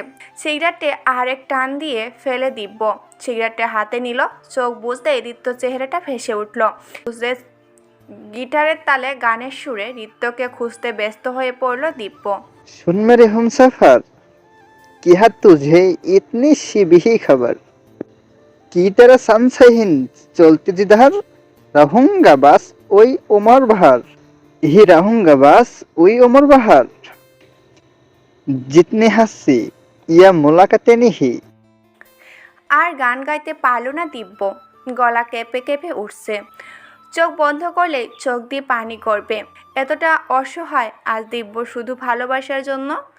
ভালোবাসা মানুষকে অসহায় করে, ততটা অসহায় যতটা মানুষের বেঁচে থেকেও মরে যাওয়ার জন্য যথেষ্ট।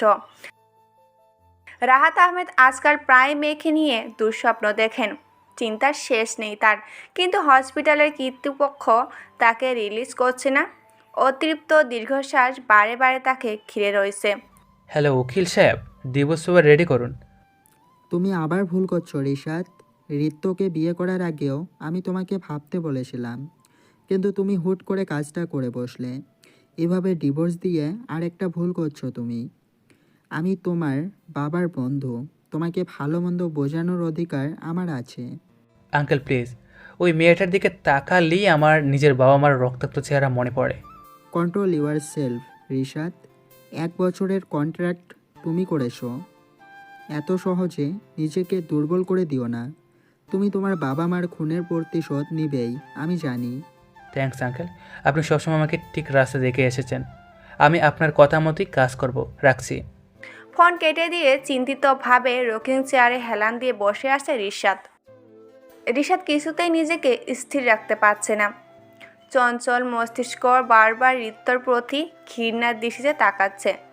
বাধ্য হয়ে আজ প্রথম রেড ওয়াইনের কয়েক ঢোক গলা অবধি নামালো। ড্রিঙ্কস করার পর থেকে মাথাটা যেন আরও ভারী হয়ে গেল।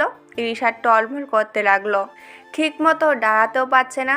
রিশাদের রুমের পাশ দিয়ে যাওয়ার সময় ঋত্য খেয়াল করলো রিশাদ ড্রিঙ্ক করে টলমল করছে, যে কোনো সময় পড়ে যেতে পারে। ঋত্য এসে রিশাদকে ধরে বিছনায় বসালো। ঋত্যকে দেখে নিশাগ্রস্ত অবস্থায় হাসতে লাগলো রিশাদ। তুই আমাকে মারার আগে একটাবার ভাবলি না? রিশাদ, আমিও তোকে ভালোবাসতাম, কিন্তু দেখতে চেয়েছিলাম তুই আদৌ আমাকে ভালোবাসিস নাকি। সেটা তোর আবেগ ছিল, আবেগে ছিল সেটা, তাই তো আমাকে মারতে হাত কাঁপলো না তোর। না রিশাদ, আমি সত্যিই খুব ভালোবাসতাম তোমায়। ভালোবাসার মানে তুই বুঝতে আদৌ? তোর ভালো লাগা ছিলাম শুধু, পাত্তা দিইনি বলে মেরে ফেললি। তুমি বেশি ড্রিঙ্ক করে ফেলেছো রিশাদ, শুয়ে পড়ো। রিশাদকে বিছানায় শুয়ে দেয় ঋত্য, তারপর সরে আসতে নেয়। ঋত্য সরে যেতে নিলে রিশাদ ওর হাত টেনে নেয়। ঋত্য গিয়ে পড়ে রিশাদের বুকের উপর। রিশাদকে এতটা কাছাকাছি দেখে ঘামতে শুরু করে ঋত্য। এমনই একটা মুহূর্ত স্বপ্নে সে প্রায় দেখত, কিন্তু কখনো ভাবেনি সত্যি রিশাদের এতটা কাছাকাছি আসতে পারবে। ঋত্য রীতিমতো চোখ বড় বড় করে রিশাদের দিকে তাকিয়ে আছে। ওই কি শুনতে পাচ্ছি তো, আমি কি ঠসা নাকি? আচ্ছা শোনো, বলো। আমি হট না, তাই না? এটা কেমন প্রশ্ন? It's Rishad Asnan hot. বাদ দাও তো। আমি যা বলছি তার উত্তর দাও। কি প্রশ্ন? আমি হট না? হ্যাঁ, খুব হট। দেখো আমি ঘামছি। রিশাদকে ধাক্কা দিয়ে বিছানায় ফেলে ওঠানোর চেষ্টা করে ঋত্য, কিন্তু পারে না। রিশাদ আবারও তাকে চেপে ধরে নিজের বুকের মাঝে এনেই রাখে। ঋত্যর ঠোঁটের দিকে ক্রমশ আগতে থাকে রিশাদের উষ্ঠদয়। সকালে উঠে ঋত্যকে নিজের বুকে আবিষ্কার করে রিশাদ। রেগে ঋত্যকে ধাক্কা দিয়ে বিছনা থেকে ফেলে দিল। ঋত্য ব্যথা পেয়ে কোনো রকম উঠে দাঁড়ালো। এটা কি ধরনের ব্যবহার? তুমি আমার বুকে কি করছিলে? কাল রাতে আপনিই তো এনেছিলেন। আমি আমি কেন আনতে যাব? সেটা আমি কি করে জানবো? You just get out of my room. চুপচাপ মুচকি হেসে রিশাদের রুম থেকে বেরিয়ে গেল ঋত্য। ঋত্যর এই মুচকি হাসির মানে বুঝলো না রিশাদ। তবে কি রাতে কিছু হয়েছে তাদের মাঝে? চিন্তায় ঘামতে লাগলো রিশাদ। আজকাল দিব্য ভালো থাকতে শিখে গেছে। ঋত্য স্মৃতিগুলো আর আগের মতো বিরক্ত করতে পারছে না তাকে। সারাক্ষণ আপন পৃথিবীতেই মেতে থাকে দিব্য। তবে চাইলে কি ভালোবাসা ভুলে থাকা যায় না। দিব্য শুধুমাত্র নিজেকে ব্যস্ত রাখার চেষ্টা করছে, যাতে ঋত্য স্মৃতিগুলো তার মনে আর প্রবেশ করতে না পারে। কিন্তু যে মেয়েটাই তার মনের মাঝে থাকে, তাকে কি করে ভুলবে দিব্য?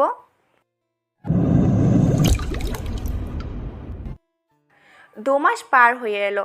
রিশাদ ঋত্যর সাথে কথা বলা একেবারে বন্ধ করে দিয়েছে। ঋত্য কিছু বলে না।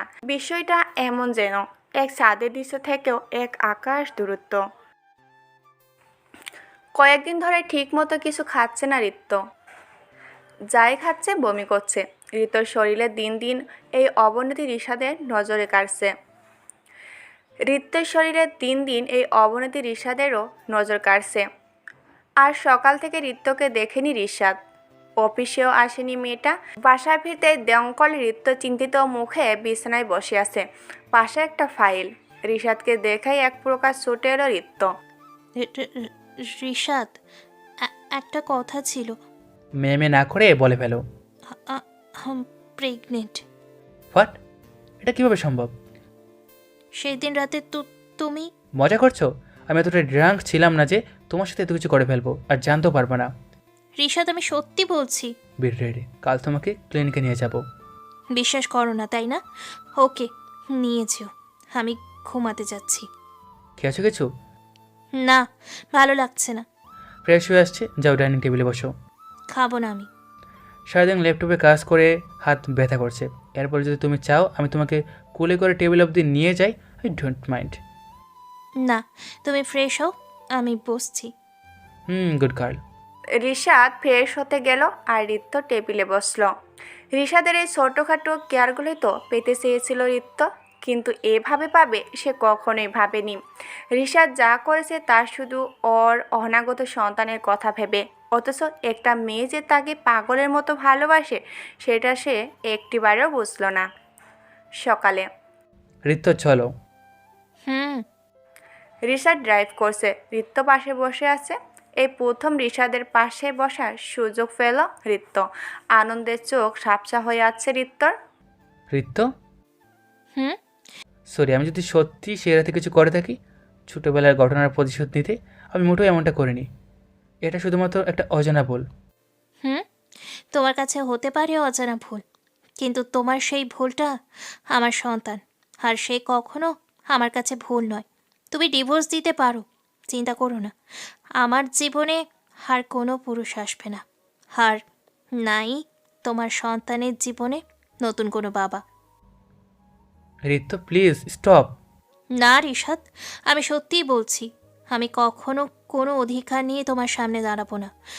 কখনো বলবো না মিস্টার রিশাদ আফসান ও তোমার সন্তান। রিশাদ আর কিছু বলল না। প্রতিশোধের নেশায় সে একটা মেয়ের জীবন এভাবে নষ্ট করতে পারবে তা নিজেও জানার ছিল না। চোখ মুখ শক্ত হয়ে আসছে রিশাদের। বস, ঋতু ম্যাডাম প্রেগনেন্ট। তোকে আমি নিষেধ করছি ওদের খবর আমাকে আর না দিতে। বস, কিন্তু কোনো কিন্তু না শ্রদ্ধা, আমি ওদের জীবনে নতুন করে ঢুকতে চাই না। হয়তো এক সময় ঋতু আমার ছিল, কিন্তু সেটা শুধুই আমার জেদ হিসেবে নয়, আমি ওকে ভুলতে চাই। কিন্তু বস, ঋষাদ তো ও ঋত্যকে ডিভোর্স দেবে। হোয়াট? কেন?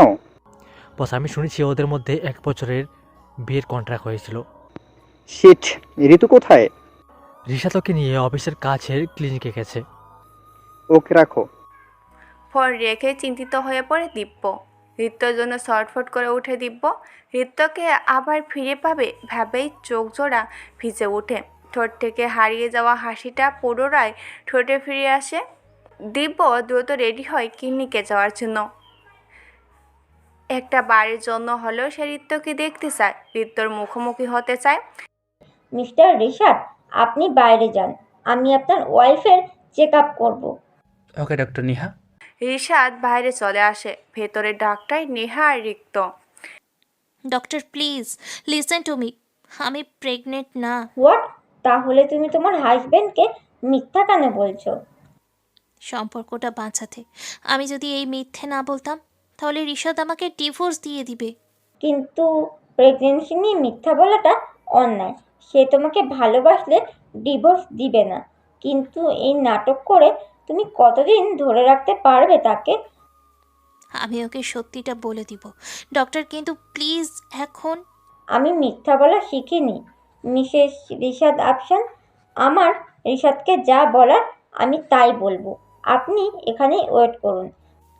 Doctor please. রিক্তকে সম্পূর্ণ অপেক্ষা করে বেরিয়ে যায় ডক্টর।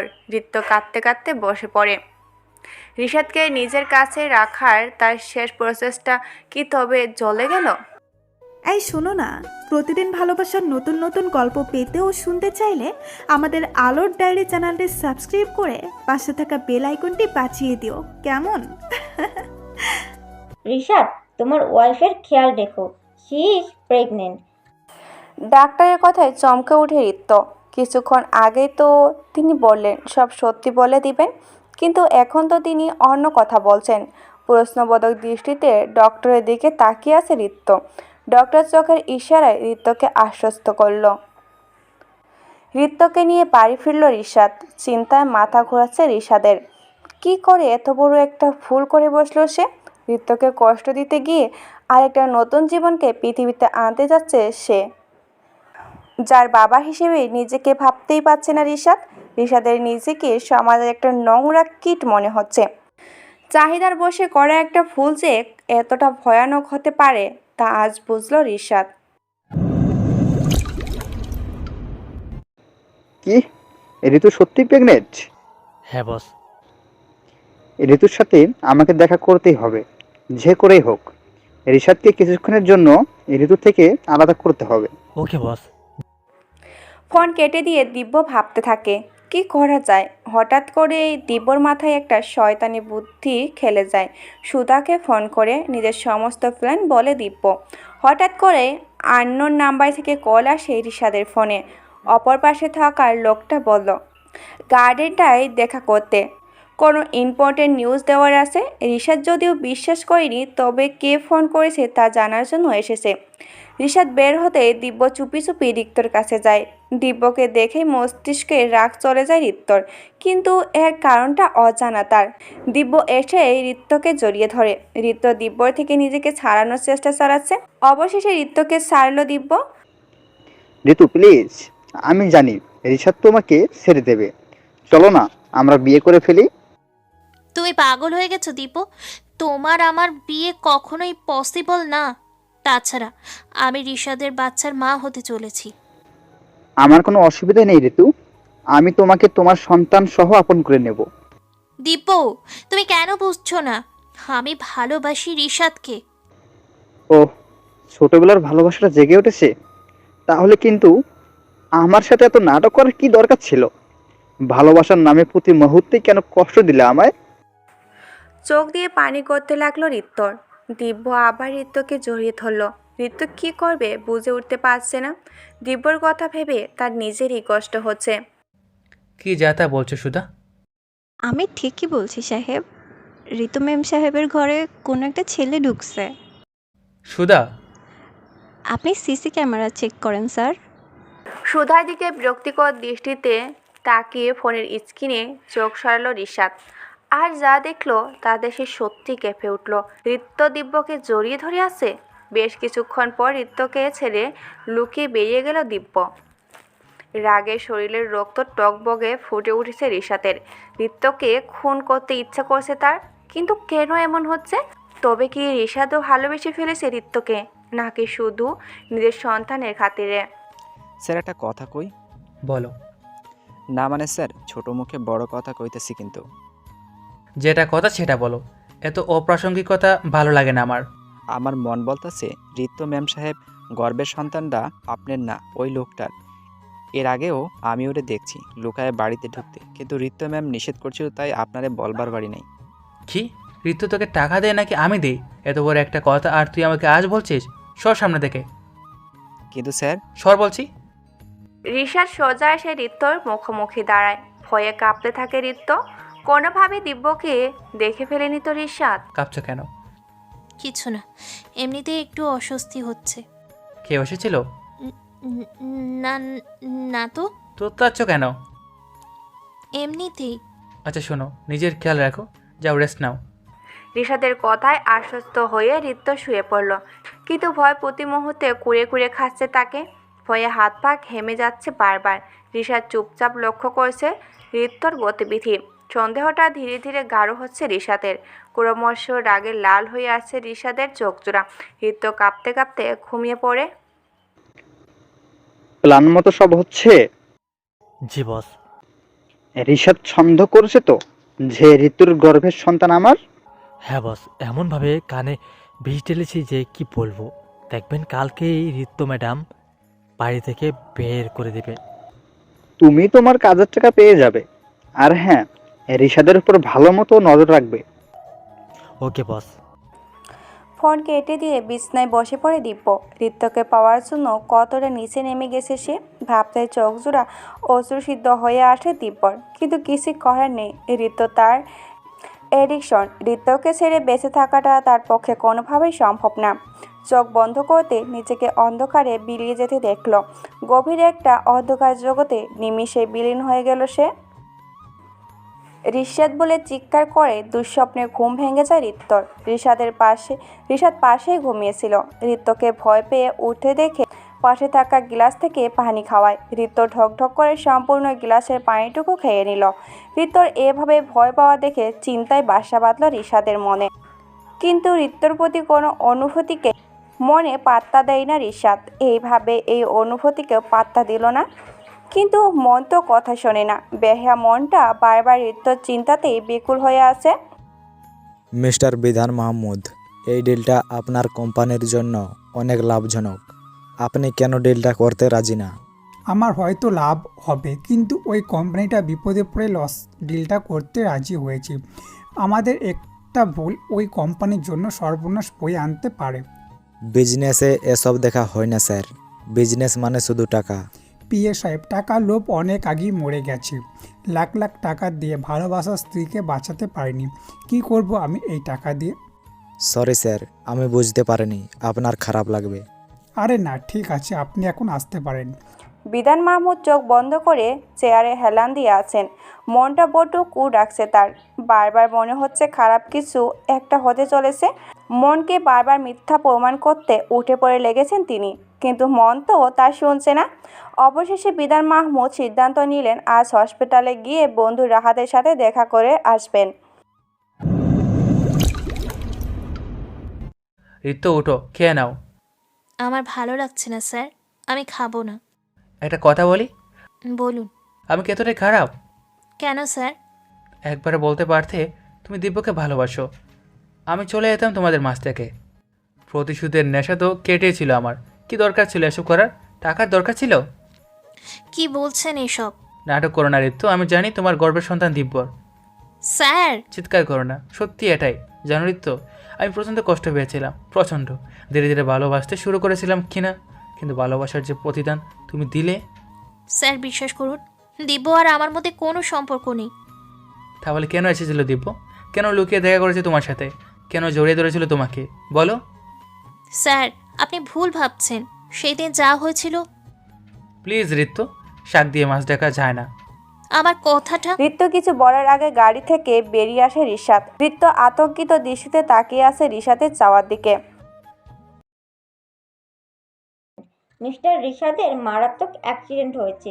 আপনি যেই হোক না কেন, প্লিজ সিটি হসপিটালে চলে আসুন।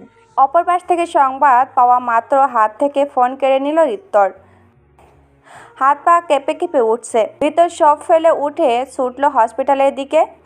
চিন্তা হৃৎস্পন্দন ক্রমে কমে আসছে ঋত্যর। রিশাদের চিন্তায় প্রতি মুহূর্তে হাত পা শীতল হয়ে যাচ্ছে তার। ছোটবেলায় সেই দৃশ্যটা চোখে ভেসে উঠেছে। তবে কি দ্বিতীয়বারের মতো রিশাদকে হারাতে বসলো সে? দুহাত মাথা চেপে ধরে ছটফট করতে রাখলো। ঋত্যর যেন মাথাটা কেউ ছিঁড়ে খাচ্ছে। ঋত্যর এখন ইচ্ছা করছে নিজেকেই মেরে ফেলতে।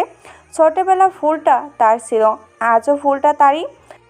আফসান, উনি ড্রিঙ্ক করেছেন প্রচুর। সামনে থেকে আসা কারের সাথে খারাপভাবে অ্যাক্সিডেন্ট হয়েছে। ইন্টারনাল ইনজুরিও আছে। এখন ওনাকে মেডিসিন দিয়ে ঘুমিয়ে রাখা হয়েছে। উনি উঠলে আপনার সাথে দেখা করিয়ে দিব। Take care of him. Doctor চলে যেতে রিশাদের কেবিনের বাইরে দাঁড়ায় ঋত্য। রিশাদের কপালে হাত পায়ে ব্যান্ডেজ। বন্ধ চোখজোড়া মাঝে কত যে অভিমান ও অভিযোগ মিশে আছে বুঝে উঠতে পারেনি ঋত্য। নিজের বলা একটা মিথ্যার জন্য আজ রিশাদের এই অবস্থা। কিছুতেই এটা মেনে নিতে পারছে না ঋত্য। নিজেদের উপর তীব্র রাগ বিতৃষ্ণা কাজ করছে তার। রিশাদের চোখের দিকে তাকানোর সাহস নেই তার। ঋত্য? হ্যাঁ রিশাদ, আমি এখানেই আছি, বলুন। চোখ খুলে ভিতরে ঢুকে রিশাদের কাছে বসলো ঋত্য। তো তোমাকে আমি খুব শীঘ্রই ডিভোর্স দিয়ে দেব। তুমি দিব্যর সাথে সুখে থাকবে। না রিশাদ, প্লিজ আমাকে ছেড়ে দিও না রিশাদ। তোমাকে ছাড়া আমি বাঁচবো না।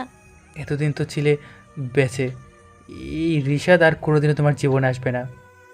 আপনি কি বলছেন এসব? আমার আপনাকে দরকার লাইফে। আপনাকে ছাড়া বেঁচে থাকা সম্ভব না আমার। প্লিজ আমাকে একা থাকতে দাও। তুমি দিব্যর কাছে যাও। এই মুহূর্তে আমি কোনো কথা বলতে চাই না তোমার সাথে। রিশাদ, একটা বার কথা শোনো আমার। Get lost. Rishad please. I said get lost. Rit বেরিয়ে আসে রিশাদের কেবিন থেকে। চোখের জল বাধা মানছে না, অবিরত চোখ বেয়ে ঝরসে যাচ্ছে। রিশাদের অবহেলাটা কিছুতেই মেনে নিতে পারছে না ঋত্য। বস, রিশাদের অ্যাক্সিডেন্ট হয়েছে। ঋতু ম্যাম হসপিটালে গেছেন। ওহ, ওকে, ফোন রাখ। রিশাদের অ্যাক্সিডেন্টের কথা শুনে ভুরু কুঁচকায় দিব্য। ভাবলো একবার গিয়ে ঋত্যর অবস্থা দেখে আসা দরকার। দিব্য গাড়ি নিয়ে বেরিয়ে পড়ে হসপিটালের উদ্দেশ্য। পানি। রুমে নার্স নেই। বাইরে থেকে ঋত্য বুঝতে পারলো রিশাদ পানি খেতে চায়। রিশাদের নিষেধ করার সত্ত্বেও ভিতরে ঢুকলো ঋত্য। গ্লাসে পানি ঢেলে রিশাদকে দিল। পানিটুকু খেয়ে সামনে তাকাতেই রিশাদ দেখল ঋত্য। রাগে গ্লাসটা চেপে ধরল রিশাদ। মুহূর্তে গ্লাস ভেঙে কয়েক টুকরো হয়ে গেল। কাঁচ ভাঙার শব্দে রিশাদের দিকে তাকায় ঋত্য। দেখল রিশাদের হাতে কাঁচ ঢুকে হাত থেকে রক্ত ঝরছে। ঋত্য ব্যান্ডেজটা নিয়ে রিশাদের হাতে বেঁধে দিয়ে গেল। ঋত্য এগোতেই রিশাদ ঋত্যর চুল টেনে ধরে ঋত্যকে মুখের কাছে নিয়ে এলো। রিশাদের গরম নিঃশ্বাস পড়ছে ঋত্যর মুখে, যা ভেতরটা নাড়িয়ে দিয়ে যাচ্ছে ঋত্যর। ব্যান্ডেজ সহ হাত থরথর করে কাঁপছে। রিশাদ ক্রমশ এগোচ্ছে ঋত্যর মুখের দিকে। ঋত্যর নিঃশ্বাস একেবারেই থেমে আসার মতো অবস্থা। ঋত্যর চোখে চোখ রাখল রিশাদ। অতঃপর আলতো করে ঋত্যর গালে একটা চুমু এঁকে দিল। রিশাদের এই শীতল স্পর্শের সাথে পরিচিত না ঋত্য। ঋত্যর ভেতরটা কেঁপে কেঁপে উঠছে। এটা আমি কি দেখলাম? ঋতু, রিশাদ, ওরা এত কাছাকাছি কিভাবে হতে পারে এটা? রিশাদ কিভাবে ঋতুকে কাছে টেনে নিতে পারে? ঋতু আমার, ঋতু শুধু দিবার। রিশাদ আফসানের কোনো অধিকার নেই ঋতুর উপরে। রিশাদ আফসান, তোকে আমি কোনোদিনও আমার ঋতুর কাছে আসতে দেব না। কিন্তু ঋতু, সেও কি রিশাদকে ভালোবাসে? অজানা আতঙ্কে সয়ে গেল দিব্যর মন। কিছুতেই চোখের সামনে দেখা ঋত্য আর রিশাদের অন্তরঙ্গ মুহূর্তটা ভুলতে পারে না। ব্যথায় মাথায় চিরধরের মতো অবস্থা। নিজের ভালোবাসাকে অন্য কারোর সাথে দেখার কষ্টটা তারাই বোঝে যারা এই অভিজ্ঞতাটা পেয়েছে। দিব্যর ভেতরে আগুন জ্বলছে, যে আগুনে যে কোনো সময় ভস্ম হয়ে যেতে পারে। ঋত্য আর রিশাদের ভালোবাসা। রিশাদ, ঠিক আছেন আপনি? আমাকে ঠিক থাকতে দিস তুই? তোর কাছে আসলে সব ভুলে যাই, সমস্ত রাগ অভিমান, শুধু তোর কাছেই থাকতে মন চায়। রিশাদ, ছাড়ুন। এতক্ষণ তো লাফাচ্ছিলি কাছে আসার জন্য, কাছে টেনে নিলাম, দেখে ডং। যা, গেট লস্ট। আপনি পাগল হয়ে গেছেন রিশাদ। তোর প্রেমে কিন্তু বুঝিস না তুই। তোর কাছে তো আমি একটা লুচ্ছা যে কিনা টাকার বিনিময়ে তোকে চাহিদা মেটানোর জন্য কিনেছে, তোর শরীর নিয়ে খেলছে। রিশাদ, প্লিজ। একটা কথা বলবি? বলেন। সে রাতে আমাদের মধ্যে কিছু হয়নি। আমি শুধু চেয়েছিলাম তুই নিজেকে ঘৃণা কর, তাই ওসব নাটক সাজিয়েছিলাম। কি? হ্যাঁ, এই রিশাদ আফসান এতটাও চরিত্রহীন নয় যতটা তুই ভাবিস। আমি চরিত্রহীন ভাবি না আপনাকে। ভালোবাসি। হুম।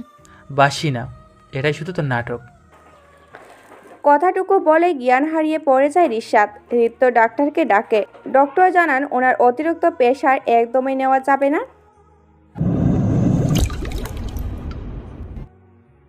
1 মাস পর রিশাদকে রিলিজ দেওয়ার পর থেকে রিশাদের মস্তিষ্ক দায়িত্ব নিজের কাঁধে নিয়েছে ঋত্য। রিশাদকে খাওয়ানো থেকে শোয়ানো অবধি সব ও একাই করে। রিশাদও আজকাল নতুন এক ঋত্যকে আবিষ্কার করে। সারাক্ষণ রিশাদের কাছে বসে থাকে ঋত্য। কখন কি লাগে রিশাদের সব খেয়াল রাখে ঋত্য। ঋত্যর প্রতি ধীরে ধীরে দুর্বল হয়ে পড়ছে রিশাদের মন। কিন্তু কিছুতেই ঋত্যকে আপন করে নিতে পারবে না রিশাদ। অদ্ভুত একটা সংকোচবোধ অনুভব করে। ঋত্য সারাক্ষণ আমার কাছে না থেকে নিজের খেয়াল রাখো। আমার জন্য তোমার আর দীপর বাচ্চার কোনো ক্ষতি হোক আমি চাই না। কিসের বাচ্চা? বেশি বোঝেন। প্রেগনেন্ট না আমি। আপনাকে পাওয়ার জন্য নাটক করেছিলাম, কিন্তু আপনি তো 1 লাইন বেশি বলছেন। আপনি ধরেই নিলেন আমার গর্ভের সন্তান দিব্যর। একটা বার এক্সপ্লেন করার সুযোগ অবধি দিলেন না। কেন? আপনার ইগো? সব সময় দোষটা অন্যকে দেওয়া কি খুব জরুরি? ঋত্য, বেশি বলছো তুমি। এক তো নিজে মিথ্যা বলছো, তার উপর এই চুপ। কথা শেষ হয়নি আমার। আমার কথা শেষ হোক আগে। এর আগে একটা কথাও বলবেন না। কি কথা বলো? ভালোবাসি আপনাকে খুব, নিজের চেয়েও বেশি। রিশাদ ধীরে ধীরে সুস্থ হতে শুরু করেছে। ঋত্য একটা বারের জন্য একা ছাড়ছে না রিশাদকে। ঋত্য প্রেগনেন্ট নয় জানার পর থেকেই রিশাদ ঋত্যকে সবসময় নিজের পাশে বসিয়ে রাখে। 6 মাস অতিবাহিত হতে চলছে বিয়ের, কত কাছাকাছি দুজন, তবু যেন এক বৃষ্টির দূরত্ব। কেউ কারো চোখের দিকে তাকাতে পারে না। ভালোবাসার উষ্ণতার মেতে ওঠা তো বহু দূরের কথা। রিশাদের মনেও অনুতাপের মেঘ জমেছে। মেয়েটাকে কতটা কষ্ট দিয়েছে সে। রিশাদ ঠিক করে রেখেছে বিয়ের 6 মাস পূর্ণ হলে ঋত্যকে নিজের মনের কথা বলে দিবে। ঋত্য যদি অস্বীকার করে তাও ঋত্যকে শিকল দিয়ে বেঁধে নিজের কাছে রাখবে। এসব ভাবতে ভাবতে ঋত্য আসলো রিশাদের কাছে। ঋতু শুনো তো, বলুন। গিটারটা পাস করো তো। গিটার দিয়ে কি করবেন? ক্ষুধা লাগছে, খাবো। আরে বাবা, গিটারটা দিয়ে কি করে? নেন, কিন্তু বাজাতে পারবেন না, হাতে ব্যান্ডেজ করা আছে। ব্যান্ডেজ রাখবে কে? খুলে দাও। ব্যান্ডেজ খুলবে কে? শখ কত গিটার বাজানোর জন্য, আমি ওনার ব্যান্ডেজ খুলে দিব। ইনজুরি ভালো হোক, তারপর গিটার, তবলা, ঢোল যা মন চায় বাজান। এই চুপ, এত বকবক কেন করো? গিটার দিবা? না। প্লিজ দাও না গো। রিশাদ ইমোশনালি ব্ল্যাকমেল করবে না কিন্তু, বলে দিচ্ছি। ওকে ফাইন, আমি বাজাবো না, তুমি গিটার বাজাবে। আমি পারি না। কাছে আসো, শেখাচ্ছি। ঋত্য গিটার নিয়ে রিশাদের কাছে যেতে রিশাদ ঋত্যকে টেনে নিজের কোলে বসিয়ে দেয়। ব্যান্ডেজটা খুলে ঋত্যর হাতের উপর হাত রাখে। রিশাদের স্পর্শে কেঁপে ওঠে ঋত্য। রিশাদ আলতোভাবে ঋত্যর হাত থেকে গিটার রাখলো। রিশাদ গিটার বাজাচ্ছে আর ঋত্য চোখ বন্ধ করে রিশাদের স্পর্শ অনুভব করছে। রিশাদের হাতের ছোঁয়া তার মনে এক অদ্ভুত সাড়া জাগাচ্ছে। গিটার বাজাতে বাজাতে হুট করে ঋত্যর পেটে হাত রাখলো রিশাদ। সাথে সাথে চমকে চোখ খুলল ঋত্য। লাফ দিয়ে উঠে বসলো ঋত্য। রিশাদ বাঁকা হেসে ঋত্যর দিকে তাকিয়ে রইল। ঋত্য চুপচাপ রুম থেকে বেরিয়ে গেল। আমার লজ্জাবতীটা। আমার লজ্জাবতীটা, কথাটা বলে মনে মনে হাসলো রিশাদ। না, আমি রিশাদকে জিততে দেব না, কিছুতেই ঋতুকে হারাতে পারবো না। ঋতু আমার, শুধুই আমার। ঋতু শুধু দিবার। রিশাদ আফসান, তোর মৃত্যু আমার হাতে। চিৎকার করে কথা করে বলছে দিব্য। দিব্যর চিৎকার শুনে বিধান মাহমুদ ছুটে এলেন দিব্যর ঘরে। কি হয়েছে দিব্য, চিৎকার করছো কেন? আমি ছাড়বো না, আমি রিশাদকে ছাড়বো না। দিব্য লিসেন টু মি দিব্য। আমি রিশাদকে ছাড়বো না। দিব্য। বিধান মাহমুদকে ধাক্কা দিয়ে বেরিয়ে গেলেন দিব্য। অজানা আতঙ্কের আশঙ্কায় গলা শুকিয়ে আসলো বিধান মাহমুদের। কি কারণে তিনি বুঝতেই পাচ্ছেন। ঋত্যর জীবনটা নষ্ট হোক তিনি চান না, কিন্তু নিজের ছেলের পাগলামির কাছেও বাধ্য তিনি। বারে বারে ঢোক গিলছেন বিধান মাহমুদ। এই বুঝি কোনো খারাপ খবর ধেয়ে এলো তার দরজার সম্মুখে, কিংবা হয়তো তার ছেলেই খারাপ খবর নিয়ে এলো। চিন্তায় ঘামতে লাগলেন তিনি। বুক চিনচিন ব্যথা করছে। ঋত্যকে আমার মনের কথা জানাতেই হবে। আমি ঋত্যকে ছাড়া বাঁচব না। আমার এই ঘৃণা জীবনে ভালোবাসা দিয়ে আবৃত করে একমাত্র ঋত্যই পারবে। ঋত্যই হবে এই রিশাদের রানী। মনে মনে কথা করে বলছে আর মুচকি হাসছে রিশাদ। ঠিক তখনই ঋত্য রুমে ঢুকলো। রিশাদকে হাসতে দেখে ঋত্য ফুরুকুসকে তাকালো। কার কথা ভেবে হাসছেন? আমার লাইফ লাইন। কে সে? বলা বারণ। ও, খুব শীঘ্রই তাকে নিজের ওয়াইফ করব। রিশাদের শেষের কথাটা শুনে ঋত্যর মনে ঝড় উঠল। তার মানে রিশাদ অন্য কাউকে ভালোবাসে? রিশাদের জীবনে অযথা পড়ে আছে ঋত্য? না, আর সম্ভব না। আমি চলে যাব রিশাদের জীবন থেকে। রিশাদ সুখে থাক নিজের লাইফটাকে নিয়ে। আর কখনো রিশাদের লাইফে আসবো না। আর নাই কখনো নিজেকে মিসেস রিশাদ আফসান দাবি করব। আমি শুধুই একটা ভুল ওনার জীবনে, আর ভুল হয়েই থাকবো। কখনো ভালোবাসবেন না উনি আমায়। কথা বললে ভেবে দীর্ঘশ্বাস ফেলল ঋত্য। তুমি আমার লাইফ লাইন ঋত্য, কিন্তু এখন তো বলবো না সেটা। I want give you a surprise baby. তোমাকে আমি তোমার মনের মতো করে প্রবেশ করব, আর নিজের মনের মতো করে সাজিয়ে নতুন করে গড়ে তুলব। আর কষ্ট দিব না তোমাকে, ভালোবাসবো শুধু। I love you Ritya, I love you more then everything. মনে মনে ভাবছে রিশাদ। আজ রিশাদ ঋত্য 6 মাসের অ্যানিভার্সারি। রিশাদ সম্পূর্ণ বাড়ি সুন্দর করে সাজিয়েছে। ঋত্য তো ধরে নিয়েছে আজ রিশাদ ওকে ডিভোর্স দিয়ে ওর লাইফ লাইনকে বিয়ে করবে। ঋত্য খালি বারবার দরজার দিকে তাকাচ্ছে। এই বুঝে রিশাদের লাইফ লাইন এলো। ধার দিয়ে নখ কামড়াচ্ছে সে। ঋত্যর কাজকর্ম দেখে রিশাদ হাসছে শুধু। ঋত্যর কাজকর্ম দেখে রিশাদ হাসছে শুধু। পাগলটা কত ভালোবাসে তাকে। অবশেষে রিশাদ কিছু একটা অ্যানাউন্স করার জন্য মাইক হাতে নিল। ব্যাস ভয়ে কাঁপতে শুরু করলো ঋত্য। ঋত্য কিছুতেই মাইক দিচ্ছে না রিশাদকে। ঋত্যর কাজ দেখে রিশাদ হাসবে নাকি কাঁদবে বুঝতেই পারছে না। অবশেষে রিশাদ জোর করে মাইক নিল ঋত্যর হাত থেকে। ঋত্য এখন কেঁদে দিবে এমন অবস্থা। রিশাদ ভেবাচাকা খেয়ে আছে কিন্তু মাইক হাতে নিয়ে বলা শুরু করে। So ladies and gentleman, allow me to introduce you to my life line, my love. মেয়েটা শুধু আমার লাইফ লাইন না, আমার সব। ওকে কতটা ভালোবাসি তা আমার নিজেরও জানা নেই, শুধু জানা আছে শি ইজ মাইন। আমার জীবনের প্রতিটা মুহূর্ত আমি তাকে চাই, তার ভালোবাসার আবরণে নিজেকে আবৃত্ত করতে চাই। আমার জীবনের সমস্তটুকু তার নামে লিখে দিতে চাই। So let me introduce you to my love miss. Rishad কিছু বলার আগে দিব্য এসে ঋত্যর হাত টেনে ধরল। দিব্যকে দেখেই রাগ উঠল রিশাদের। মাইক রাখে ঋত্যর কাছে এসে ঋত্যকে নিজের কাছে টেনে নিল রিশাদ। ঋত্যর গায়ে যদি স্পর্শ করিস তোর হাত আমি ঠিক রাখবো না দিব্য। ওহ কামান, রিশাদ আফসান, ঋতু শুধু আমার, ও আমাকে ভালোবাসে। ঋত্য কাকে ভালোবাসে সেটা আমি তোর মুখ থেকে শুনতে চাই না, তুই বেরিয়ে যা এখান থেকে। ঋতুকে না নিয়ে তো আমি যাব না। রিশাদ আফসান, ঋতু শুধু দিবার হবে। বলে ঋত্যর হাত ধরে টান দিল দিব্য। সাথে সাথে রিশাদ দিব্যর হাতে বরাবর আঘাত করল। ছিটকে দূরে সরে গেল দিব্য। বাঁকা চোখে রাগী দৃষ্টিতে তাকালো রিশাদের দিকে। তবে এই রাগী দৃষ্টির মাঝেও ছল ছল করা চোখ দুটো লুকাতে পারল না। দিব্য চোখ বেয়ে যে কোনো সময় অশ্রু গড়িয়ে পড়বে। ভালোবাসে কি এক করুণ পরিণতি পাচ্ছে সে। চোখের অশ্রুকে উপেক্ষা করে রিশাদের দিকে রাগী দৃষ্টিতে এগিয়ে যায় দিব্য। ঋত্য কেঁদেই ফেলেছে। রিশাদ আর দিব্যর এই সংঘর্ষণে কষ্টটা সে বেশি পাচ্ছে। না রিশাদের ভালোবাসা পেয়েছে সে, আর না দিব্যর ভালোবাসা চেয়েছে।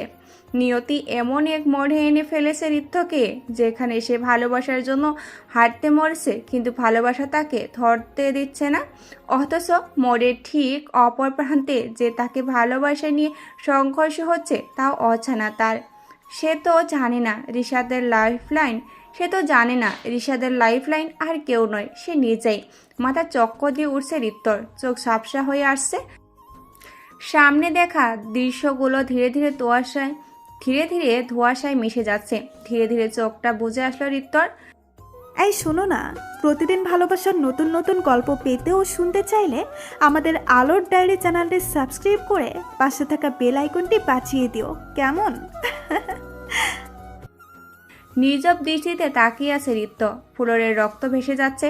রক্তের স্রোত ঋত্যর ঠিক পায়ের কাছে এসে থেমেছে। ঋত্য নির্বাক চাহনিতে দেখছে রক্তে মাখামাখি একটা শরীর। ফ্ল্যাশব্যাক। মারামারির এক পর্যায়ে দিব্য রিভলভার বের করে রিশাদের দিকে ধরে। তা দেখে ঋত্য আর থাকতে না পেরে দিব্যর মুখোমুখি দাঁড়ায়। ঋতু সরে যাও। তুমি চলে যাও দিব্য। আমি তোমাকে ভালোবাসি ঋতু, নিজের জীবনের চেয়েও তোমাকে বেশি ভালোবাসি। আমার প্রতিটা নিঃশ্বাস জুড়ে শুধু তোমার বসবাস। তোমাকে ছাড়া আমি ঠিক ততটাই অসহায় যতটা এই পৃথিবীতে একজন ব্যক্তি তার দৃষ্টি ছাড়া। প্লিজ দিব্য চলে যাও তুমি। ওকে ফাইন, আমি যাব।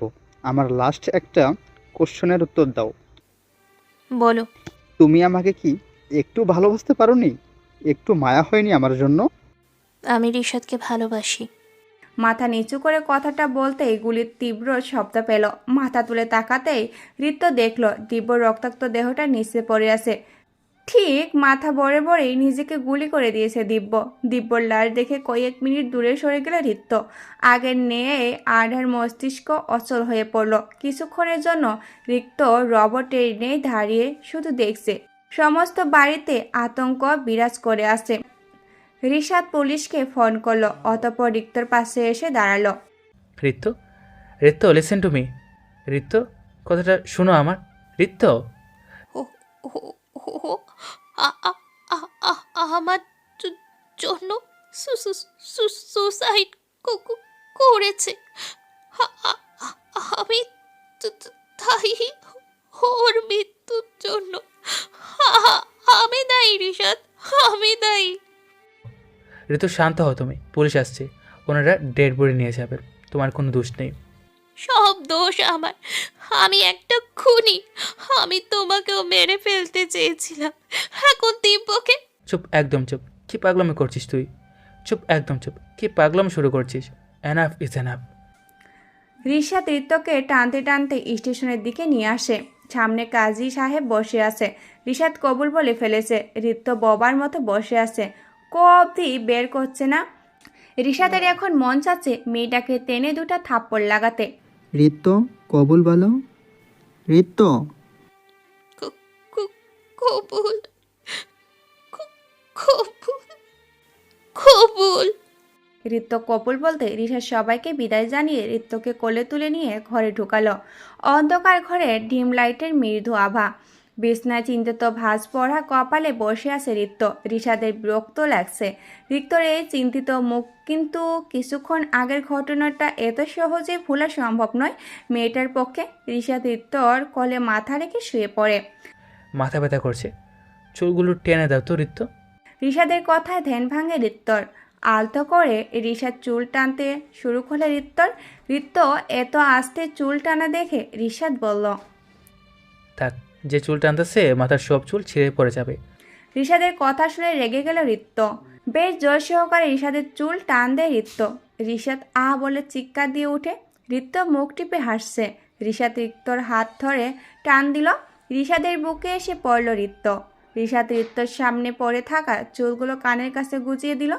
অতঃপর ঋত্যর কপালে একটা চুমু খেলো। ঋত্য লজ্জা পেয়ে মাথা নিচু করলো। এটা দেখে রিশাদ হেসে ঋত্যর থুতনি আলতো করে তুলে বলল, আমার লজ্জাবতীটা। রিশাদের কথা শুনে ঋত্য লজ্জা পেয়ে রিশাদের বুকে মুখ লুকালো। রিশাদ আলতো করে ঋত্যর মাথায় হাত বোলাতে লাগলো। এক নতুন শুরুর আভাস ছুঁয়ে গেল ওদের জীবনটায়। ঋত্যর শরীর থেকে এক ভালোবাসাময় ঘ্রাণ পাচ্ছে রিশাদ, যা তার মনের অন্তঃপূর্বে প্রশান্তির দোলা দিচ্ছে। ক্রমাগত কাছাকাছি আসতে থাকে দুজনে। নিঃশ্বাস নিস্তব্ধ, রাতে অস্পষ্টভাবে শোনা যাচ্ছে একে অপরের দীর্ঘশ্বাস। পূর্ণতার প্রাপ্তিতে মত্ত একজোড়া জীবন, একজোড়া অস্বস্তি। রিশাদের উন্মুক্ত বুকে মাথা রেখে প্রশান্তির নিদ্রায় রিক্ত, আর রিশাদ আখিদয়ে ব্যস্ত ঋত্যকে পর্যবেক্ষণে। রিশাদ উঠুন। আর একটু পরে। আমি বাবার সাথে দেখা করতে যাব। ঋত্যর কথা শুনে লাফ দিয়ে উঠল রিশাদ। এলোমেলো চুলে হাত বুলাতে বুলাতে বলল, রেডি হয়ে নাও, যাও, 9টায় বেরোবো। রিশাদের কথা ঋত্যর ঠোঁটে হাসি ফুটে ওঠে। ঋত্য তড়িঘড়ি করে রেডি হতে যায়। চিন্তিতভাবে বিছনায় বসে আছে রিশাদ। সে বুঝতে পারছে না তাকে দেখার পর রাহাত আহমেদের প্রতিক্রিয়া কী রূপ হতে পারে। গাড়ি ড্রাইভ করছে রিশাদ। ঋত্যর চোখ জুড়ে এক আলাদা তৃপ্তি, বাবার সাথে দেখা করার এক তীব্র উত্তেজনা। অথচ রিশাদ একবারে ভাবপূর্ণ। এইরকম চিন্তায় আছে সে। হুট করে মেয়ের বিয়ে মেনে নেওয়া কোনো বাবার পক্ষে সম্ভব না। হসপিটালের সামনে এসে গাড়ি থামালো রিশাদ। গাড়ি থামাতেই ঋত্য দৌড়ে ভিতরে ঢুকলো। রিশাদ গাড়ি পার্ক করেছে। বাবা। ঋত্য, মা এসেছিস তুই? বিয়ে করে বাবাকে ভুলেই গেলি? না বাবা। আয় বস। জামাই কোথায়? ওই তো বাবা। দরজার দিকে তাকাতেই বড়সড় একটা ঝটকা খেলেন রাহাত আহমেদ। এই যে রিশাদ! মুখের হাসি মিলিয়ে গেল তার। রিশাদ এসে মাথা নিচু করে দাঁড়ালো রাহাত আহমেদের সামনে। রিশাদ এখানে কি করছে? আঙ্কেল, আমি তোমাকে প্রশ্ন করিনি, আমি আমার মেয়েকে প্রশ্ন করেছি যে রিশাদ এখানে কি করছে। বাবা বলবি তুই? বাবা রিশাদই আমার বর। আমি ভালোবাসি রিশাদকে। যদি বাবাকে ভালোবাসিস এক্ষুনি ওই ছেলের সাথে সমস্ত সম্পর্ক শেষ করবি। বাবা, আমি ভালোবাসি রিশাদকে। ওকে ছাড়া আমি বাঁচতে পারবো না। বাবাকে ছাড়া বাঁচতে পারবি? তুই জানিস আমাদের সমস্ত সম্পত্তি ওই রিশাদই কেড়ে নিয়েছে। আমার হার্ট অ্যাটাকের জন্য ও দায়ী। এত সব জেনেও ওকে ভালোবাসবি তুই? কিন্তু বাবা, প্রথমে ভুলটা আমরা করেছি। রিশাদকে ধোকা দিয়েছি। ওর বাবা মার মৃত্যুর জন্য আমরা দায়ী। এত কিছু জেনেও যদি ও আমাকে ভালোবাসতে পারে, তাহলে আমি কেন পারবো না? তুই ওই ছেলেটার জন্য আমার সাথে তর্ক করছিস? বাবা, ওই ছেলেটা আমার স্বামী। আমার সমস্ত অপরাধ রিক্ত মাফ করে আমাকে আপন করেছে সে। রিত্ত, হঠাৎ বুকের বাম পাশে হাত দিয়ে বসে পড়লেন রাহাত আহমেদ। রিশাদ দৌড়ে গিয়ে তাকে ধরে নিলে তিনি নিজেকে ছাড়িয়ে নিল। নার্স এসে রাহাত আহমেদকে বেডে বসালেন, ডাক্তারকে ডাকলেন। রিশাদ আর রিত্ত বাইরে এসে দাঁড়ালো। রিত্ত কেঁদে ভাসিয়ে ফেলছে। জীবনের সূচনাতেই বাবার অভিশাপ নিয়ে কিভাবে জীবন শুরু করবে সে। রিত্তর চোখ বেয়ে অশ্রু ঝরছে। রিশাদ কিছু বলতে পারছে না। ভুল তারও ছিল, প্রতিশোধের নেশায় অনেক নিচে নেমে গেছে সে। রিশাদ, আমি তোমাকে ছাড়া বাঁচবো না, আর না পারবো বাবাকে ছেড়ে থাকতে। বাবা, তোমার এখন ওনার সাথে থাকা দরকার। রিশাদ, প্লিজ এভাবে বলো না। আমি তোমাকে ছাড়া বাঁচবো না। বাবাকে বোঝাও তুমি। ওনার অবস্থাটা একটু বেটার হোক তারপর। এখন ওনার তোমাকে দরকার। আমি সবসময় থাকবো তোমার পাশে, ডোন্ট ওয়ারি। আর হ্যাঁ, উনি হয়তো জব ছাড়তে বলবেন তোমাকে, তুমি বলো ছেড়ে দেবো। বাকিটা আমি আর কন্ট্রাক্ট দেখে নেব। রিশাদ, আমি পারবো সব সামলাতে। আমার তোমার উপর বিশ্বাস আছে। টেক কেয়ার, আমি আসছি। রিত্তর কপালে একটা চুমু দিয়ে বেরিয়ে গেল রিশাদ। রিত্ত তাকিয়ে রইল রিশাদের যাওয়ার পণে। যতক্ষণ না রিশাদ দৃষ্টির অগ্রসর হয় ততক্ষণ। তোর কি বিন্দুমাত্র লজ্জা হচ্ছে না রিত্ত? বাবা, দিব্য হয়তো খারাপ ছিল, কিন্তু সেই ছেলেটাই ছোট থেকে ভালোবেসে এসেছে, প্রতিটা প্রয়োজনে পাশে দাঁড়িয়েছে। একবার সে ব্যর্থ হলো বলেই কি তার এতদিনের সব উপকার ভুলে গেলি? কিন্তু বাবা। যে ছেলে নিজের জীবন দিয়ে দিল তোর জন্য, আর তুই কি না রিশাদের সাথে ভালোবাসার জগতে মেতে আছিস। একটা অপরিচিত মানুষের মৃত্যু জানলেও আমরা কষ্ট পাই, সেখানে তুই কিভাবে এত সহজে ভুলে গেলি দিব্যকে? বাবা, বিশ্বাস করো, তোর ভালোবাসা কতটা ঠুনকো আমি বুঝে গেছি। আমি অফিসে গেলাম। চাকরি ছেড়ে দিবি এই মিথ্যাটা বলার দরকার নেই। যা রিশাদের সাথে এই সময়টুকু কাটা, কিন্তু খুব শীঘ্রই সেটাও বন্ধ হয়ে যাবে। কেন বুঝছো না বাবা? দিব্যকে আমি ভালোবাসি না। ভালোবাসিস না তাই বলে একটা মানুষের মৃত্যুতে তোর কোনো প্রভাবই পড়বে না। এতটা নির্দয় তো আমার মেয়ে না। যা তুই, এই মুহূর্তে তোকে আমি নিজের সামনে সহ্য করতে পারছি না। আর কিছু না বলে রিত্ত মাথা নিচু করে বেরিয়ে যায়। বাবার কথাগুলোকে মনে জায়গা দিতে চাইল না রিত্ত, কিন্তু তারা জোর করে জায়গা দখল করে নিচ্ছে বারবার। দিব্যর রক্তাক্ত চেহারা আর শেষ আকুতিটা রিত্তর বুকে এক সূক্ষ্ম ব্যথা সৃষ্টি করেছে, যা ক্রমাগত চক্রবৃদ্ধির হারে বেড়েই চলেছে। চোখ বুঝলে রিত্ত দিব্য চেহারাটা দেখতে পাচ্ছে, কানে বাজছে দিব্যর আকুতি। অফিসে আসার পর থেকে দরজার দিকে তাকিয়ে আছে রিশাদ। রিত্তর উপস্থিতি তার কাছে ততটা কষ্টকর যতটা শরীরের একটা অংশ শরীর থেকে আলাদা হওয়ার। রিশাদ দরজার দিকে তাকিয়ে আছে। অবশেষে রিত্ত ঢুকলো। রিত্তকে দেখেই উঠে আসলো রিশাদ। রিশাদকে দেখেও যেন দেখলো না রিত্ত। সম্পূর্ণ উপেক্ষা করে নিজের ডেস্কে বসল। রিত্তর এমন আচরণে ভিমড়ে খাওয়ার উপক্রম রিশাদের। মেয়েটা এভাবে তাকে অবহেলা করে যেতে পারলো কিভাবে? চিন্তায় কপাল বেয়ে ঘাম ঝরছে রিশাদের। রিশাদ রিত্তকে নিজের কেবিনে ডাকলো। অনিচ্ছা সত্ত্বেও গেল রিত্ত। কি হয়েছে ঋতু, এমন করছে কেন তুমি? আমার কিছু হয়নি রিশাদ, আমি একা থাকতে চাই কিছুটা সময়। একা থাকতে চাও মানে কি ঋতু? একা থাকতে চাও মানে কি ঋতু? আমি চাইলে অধিকার কাটিয়ে তোমাকে নিজের কাছে এনে রাখতে পারি, কিন্তু তোমার বাবা তোমাকে প্রয়োজন। এটা আমার বাধ্যকতা না, আমার মানবিকতা। তুমি স্ত্রী আমার, তোমার মনের সকল কথা জানার অধিকার অবশ্যই আছে আমার।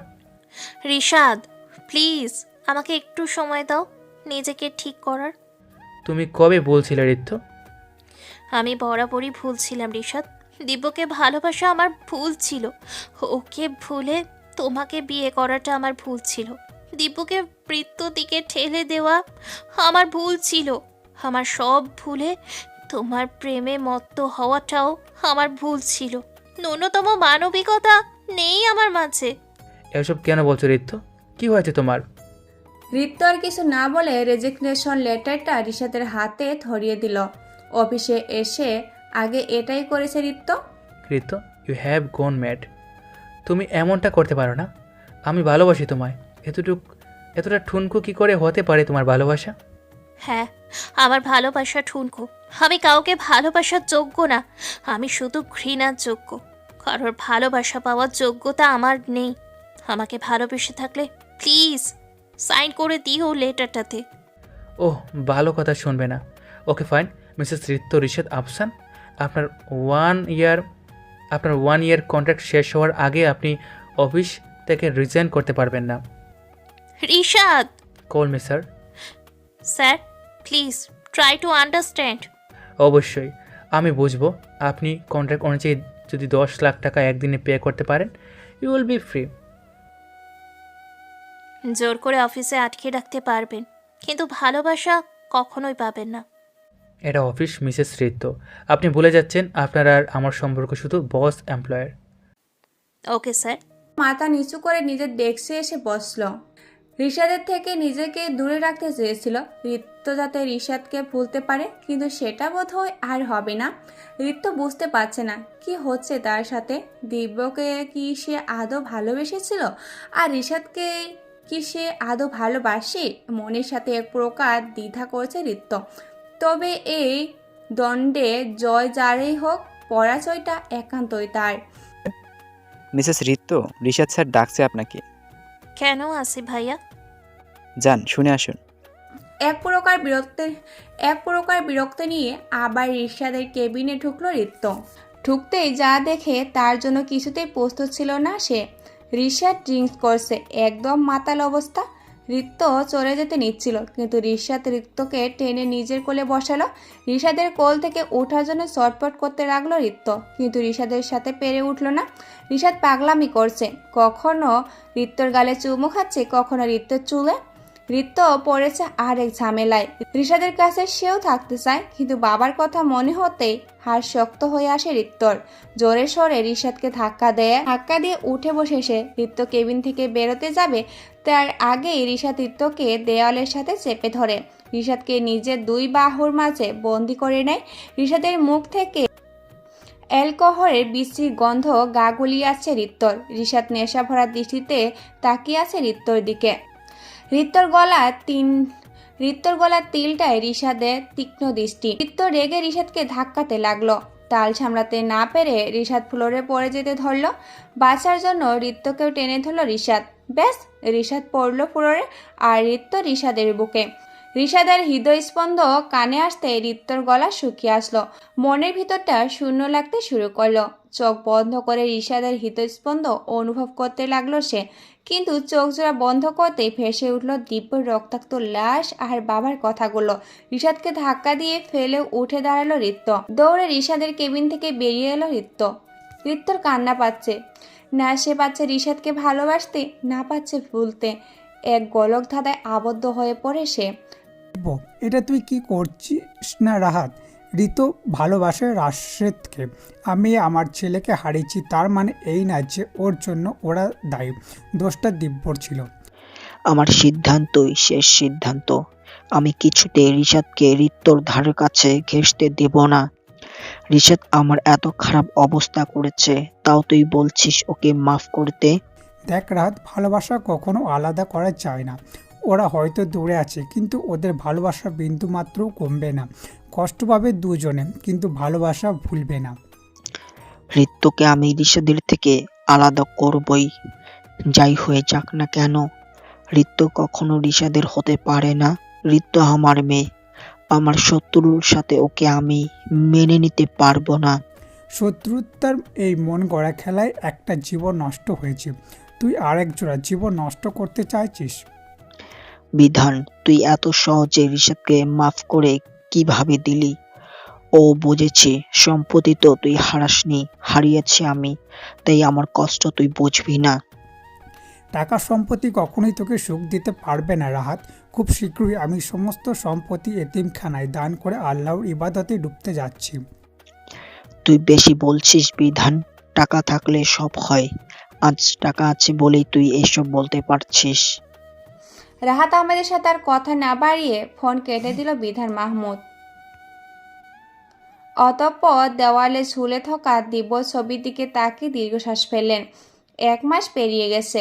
1 মাস রিশাদ 1 সেকেন্ডের জন্য রিত্যকে একা থাকতে দেয়নি। সবসময় রিত্যর কাছে আসার চেষ্টা করেছে, রিত্যকে ভালোবাসার চেষ্টা করেছে। রিত্যও আজকাল অনুভব করে রিশাদের ভালোবাসা।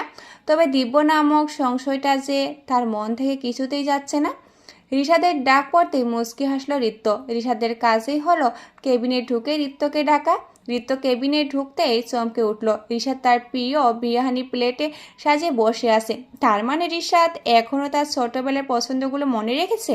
ঠোঁটের কোণে হাসি ফুটে ওঠে রিত্যর। লজ্জা মাখা চোখে রিশাদের দিকে এগোয় রিত্য। তো কেমন হলো সারপ্রাইজ? খেয়ে বলুন। আপনি যখন করেছেন ভালোই হবে। খেয়ে বলো তাড়াতাড়ি। রিত্য প্লেটের কাছে এগোতেই লেবুর তীব্র ঘ্রাণ নাকে আসে তার। সাথে সাথেই গা গুলিয়ে উঠে রিত্যর। রিশাদ বুঝতে পারে না হঠাৎ রিত্যর কি হলো। এখানে লেবু দিয়েছো তুমি? হ্যাঁ, কেন? তোমার এত লেবু বেশ পছন্দ। আমার সহ্য হচ্ছে না লেবুর গন্ধ। আর কিছু না বলে ওয়াশরুমের দিকে দৌড় দিল রিত্য। রিশাদ চিন্তিত হয়ে পড়ল, যে মেয়েটার লেবু ছাড়া খাবার খায় না, তার কেন লেবুর গন্ধ সহ্য হয় না। রিত্য ওয়াশরুমে ঢুকে বেচিন ছেড়ে দিয়ে বমি করল কিছুক্ষণ। সকালে খালি পেটে অফিসে এসেছিল, এখন মনে হচ্ছে পেটের সব কিছু বের হয়ে আসবে। অনেক কষ্টে নিজেকে সামলিয়ে চোখে মুখে পানি দিল রিত্য। রিত্য ওয়াশরুম থেকে বের হতেই রিশাদ দৌড়ে গিয়ে রিত্যকে বুকের সাথে মিশিয়ে নিল। রিশাদের চোখ মুখ লাল হয়ে আছে, চিন্তায় কপাল ভাঁজ পড়ে গেছে। কি হয়েছে তোমার? অসুস্থ থাকলে বলবে তো। জানি না, হঠাৎ গা গুলিয়ে আসলো। এমন কেন হলো বুঝলাম না। তুমি এক্ষুনি চলো ডক্টরের কাছে। না থাক, তোমার যাওয়ার দরকার নেই। ডক্টরকে এখানে ডেকে নিচ্ছি, উনি এসে তোমার চেক আপ করে যাবেন। না রিশাদ, তার প্রয়োজন নেই। আমি যাওয়ার সময় ডাক্তারকে দেখিয়ে যাব। You need rest. চলো তোমাকে ডক্টর দেখিয়ে বাসায় পৌঁছে দিয়ে আসি। আরে না, তার রিত্য কিছু বলতে যাবে তার আগে তার বাবার কণ্ঠ শুনতে পেল। রিত্য তাড়াহুড়ি করে রিশাদের কেবিন থেকে বেরিয়ে এলো। বাবা, তুমি এখানে? আমি এখানে। অফিস ছুটি নিয়ে আমার সাথে চল। কেন বাবা? আমার দরকার আছে, তুই চল। কিন্তু বাবা। যা বলছি তাই কর। আচ্ছা ঠিক আছে। রিশাদের থেকে পারমিশন নিয়ে রাহাত মাহমুদের সাথে বেরিয়ে এলো রিত্য। রিত্য চলে যাওয়ার পর থেকে চিন্তা যেন বেড়েই গেল রিশাদের। কোনোভাবেই নিজেকে স্থির রাখতে পারছে না সে। রিত্যর চিন্তায় মাথায় চিরধরা উপক্রম তার। কেবিনে পায়চারি করছে রিশাদ। মন কিছুতেই ভালো সায় দিচ্ছে না তাকে। কোনো এক দুঃসংবাদ আসছে তার জন্য। ভেতরের ছটফটানিটা উপলব্ধি করার চেষ্টা করেছে রিশাদ। নিজেকে স্থির করে রিত্যকে নিয়ে ভাবতে শুরু করলো রিশাদ। বাবা, আমরা কোথায় যাচ্ছি? তোকে দেখতে পাত্রপক্ষ আসছে। ছেলে মস্ত বড় ডক্টর, টাকা পয়সার অভাব নেই, বংশ বেশ উঁচু। তোর ছবি পাঠিয়েছিলাম, তোকে দেখে বেশ মনে ধরেছে। বাবা, তোমার কি মাথা খারাপ হয়ে গেছে? আমি রিশাদের স্ত্রী। বিবাহিত হওয়া সত্ত্বেও তুমি অন্য জায়গায় আমার বিয়ে কি করে ঠিক করতে পারো? বেশি কথা বলবি না। তোদের বিয়ে আমি মানি না। রিশাদকে ডিভোর্স দিবি তুই, আর আমার পছন্দ করা ছেলের সাথেই বিয়ে করবি। না বাবা, এটা আমার দ্বারা সম্ভব না। তুই আমার কথার উপর কথা বলছিস। বাবা, তুমিই তো বলেছিলে মানবিকতার খাতিরে হলেও আমি যেন দিব্যর দিকটা ভাবি, কিন্তু এখন তুমি। যে গেছে সে গেছে, তাকে নিয়ে ভেবে জীবন নষ্ট কেন করবি? চুপচাপ চল আর ওই ছেলেকে বিয়ে কর। বাবা প্লিজ বোঝার চেষ্টা করো, আমি রিশাদকে ভালোবাসি। আমি রিশাদের বিবাহিত স্ত্রী। এমনিতে কাজ হবে না, হার্ট অ্যাটাকের নাটকটা করতেই হবে। ওই নাটক করেই তো ঋত্যকে এনেছি আমার কাছে। এবার বিয়েটাও দিয়ে দিব। রাহাত আহমেদ বুকে হাত রাখতে নিয়েছেন ঠিক এমন সময় মাথা ঘুরে পড়ে গেল রিত্ত। চিন্তায় পড়ে গেলেন রাহাত আহমেদ। ড্রাইভারকে দ্রুত গাড়ির হসপিটালের দিকে ঘোরাতে বললেন। কপার পেয়ে খামছ হচ্ছে রাহাত আহমেদের। রিত্তর কিছু হয়ে গেলে তো ডাক্তার ছেলেটির কাছ থেকে একটা টাকাও পাবে না তিনি। এসব ভাবতে চিন্তায় কপালে ভাঁজ পড়ল তার। হসপিটালে রিত্তকে চেক করছে ডক্টর, আর রাহাত আহমেদ বাইরে দাঁড়িয়ে আছেন বললে ভুল হবে, পায়চারি করছেন। রিত্ত চেক আপ করে বাইরে এলেন ডক্টর। ডক্টর, কি হচ্ছে আমার মেয়ের? আরে চিন্তার কিছু নেই, মিষ্টি মুখ করুন, আপনার মেয়ে মা হতে চলেছে। কি সর্বনাশ! এটা যদি রিত্ত জানতে পারে তাহলে রিশাদকে বলে দিবে। তখন আমার হাতে আর কোনো পথ খোলা থাকবে না। রিত্তকে রিশাদের কাছে যেতে দেওয়া ছাড়া কিছু একটা করতে হবে। এই সন্তানকে পৃথিবীতে আসতে দেওয়া যাবে না। কি হলো, আপনাকে এত চিন্তিত দেখাচ্ছে কেন? কি বলছেন আপনি ডক্টর? আমার মেয়ের তো বিয়ে হয়নি। একটা ছেলে বিয়ের প্রস্তাব দেখিয়ে এসব করেছে। আপনি প্লিজ সন্তানটা নষ্ট করে দিন। আমার মেয়ে ওই নোংরা ছেলের অংশ নিজের গর্ভে জানলে আত্মহত্যা করবে। সরি মিস্টার আহমেদ, আমাদের হসপিটালে অ্যাবর্শন করানো হয় না। আর তাছাড়া আপনারা ছেলেটাকে ডাকুন, আমি ওনার সাথে কথা বলবো। না ডক্টর, তার প্রয়োজন নেই। আমি জানি ছেলেটা কখনোই রাজি হবে না। ও একটা নোংরা ছেলে। আপনারা যা ভালো বোঝেন। তবে ঋতুর ইন্টারনাল উইকনেস আছে, অ্যাবর্শন করালে হয়তো সে বাঁচবে না, কিংবা কখনোই মা হতে পারবে না। ওকে ডক্টর, আমি ভেবে দেখছি কি করা যায়। অফকোর্স, ওনার জ্ঞান ফিরলে আপনি কথা বলতে পারেন। দেখবেন এমন কোনো কথা বলবেন না যেন তিনি হঠাৎ উত্তেজিত হয়ে পড়ে, এতে পরবর্তীতে সমস্যা হতে পারে। জি ডক্টর। কিছুক্ষণ পর রিত্তর জ্ঞান ফিরে। রাহাত আহমেদ রিত্তর পাশে বসলেন। বাবা কি হয়েছে আমার? কিছু না মা, এমনিতেই মাথা ঘুরে পড়ে গেছিস। চিন্তা করিস না, তোর ইচ্ছের বিরুদ্ধে আমি তোর বিয়ে দেব না। থ্যাঙ্কস বাবা, চলো বাসায় যাই। হ্যাঁ মা, আমি ডক্টরের সাথে কথা বলে আসছি। রাহাত আহমেদ ডক্টরের পারমিশন নিয়ে রিত্তকে বাসায় নিয়ে আসলো। রাহাত আহমেদ বেশ চিন্তিত। তিনি কিছুতেই বুঝতে পারছে না রিত্তকে না জানি কিভাবে রিত্তর অ্যাবর্শন করাবে। মাথায় বেশ কিছু শখ করছেন তিনি। অবশেষে একটা প্ল্যান মাথায় স্থির করলেন তিনি। পরিকল্পনার কথা ভেবে বাঁকা হাসি ঝুলালেন ঠোঁটে। সময় কাটছে। রিত্তর অবস্থা ধীরে ধীরে খারাপ হয়ে যাচ্ছে। স্বাভাবিক অসুস্থতার ভেবে আর ডক্টরের কাছে যায়নি রিত্ত। রিশাদের সাথেও সময় বেশ ভালোই কাটছে রিত্তর। মেয়ের কোনো সমস্যা হবে না তো? আরে না, আপনি শুধু টাকাটা ঠিকঠাক আনবেন, বাচ্চাও নষ্ট হয়ে যাবে, কেউ টেরও পাবে না। সব ঠিক মতো না হলে এক পয়সাও পাবে না। আরে আপনি এত চিন্তা কেন করছেন? রাজধানী আমাদের কাজ, আপনি শুধু টাকা রেডি রাখুন। আচ্ছা ঠিক আছে, কবে নিয়ে আসবো মেয়েকে? আপনার আনতে হবে না, শুধু এই ওষুধ ওর খাবার মিশিয়ে দিবে, তারপর আমাদের কল করবে, আমরা গিয়ে অ্যাম্বুলেন্স করে নিয়ে আসবো, কেউ সন্দেহ করবে না। আচ্ছা বুঝলাম, কাজটা কালকেই করতে হবে। কাজ শেষ হলেই টাকা পাবে। কথা শেষ করে ফোন পকেটে রেখে শয়তানে হাসি দিল রাহাত আহমেদ। অবশেষে তার পরিকল্পনা বাস্তবায়ন হতে যাচ্ছে। রিত্তর জীবন থেকে রিশাদের অংশকে চিরতরে মুছে দিতে চাচ্ছেন তিনি। ঘৃণা জিনিসটা বড় ভয়ানক। ভালোবাসা না থাকলেও জীবনের মতোই চলে যায়, কিন্তু ঘৃণার শিকার হলে জীবনটা বেঁচে থাকলেও লাশের মতো করে বাঁচতে হয়। রিশাদের প্রতি রাহাত আহমেদের একটা অকারণে ঘৃণায় 3টা জীবন নষ্টের পথে পা বাড়িয়েছেন। সস্তা ক্লিনিকের নোংরা একটা বেডে অজ্ঞান হয়ে পড়ে আছে রিত্ত। ওপাশে বেশ কয়েকজন ওয়ার্ড বয় আর মাস্কের আড়ালে থাকা একজন ডক্টর। রিত্ত বেঘরে ঘুমাচ্ছে। কড়া ডোজের মেডিসিন প্রভাব তার সাথে কি হতে চলেছে সে সম্পর্কে বিন্দুমাত্র অবগত নয় সে। ক্লিনিকের রুমের বাইরে একটা বেঞ্চে বসে আছে রাহাত আহমেদ। কপাল বেয়ে ঘাম ঝরছে তার। উদ্দেশ্য তার চিন্তা একটাই, বাচ্চাটার মৃত্যু আর রিত্তর সুস্থতা। সকাল থেকে মনটা বিষণ্ণতায় রিশাদের। রিত্ত অফিসে না আসায় কপালের ভাঁজগুলো যেন আরও বেড়ে গেল।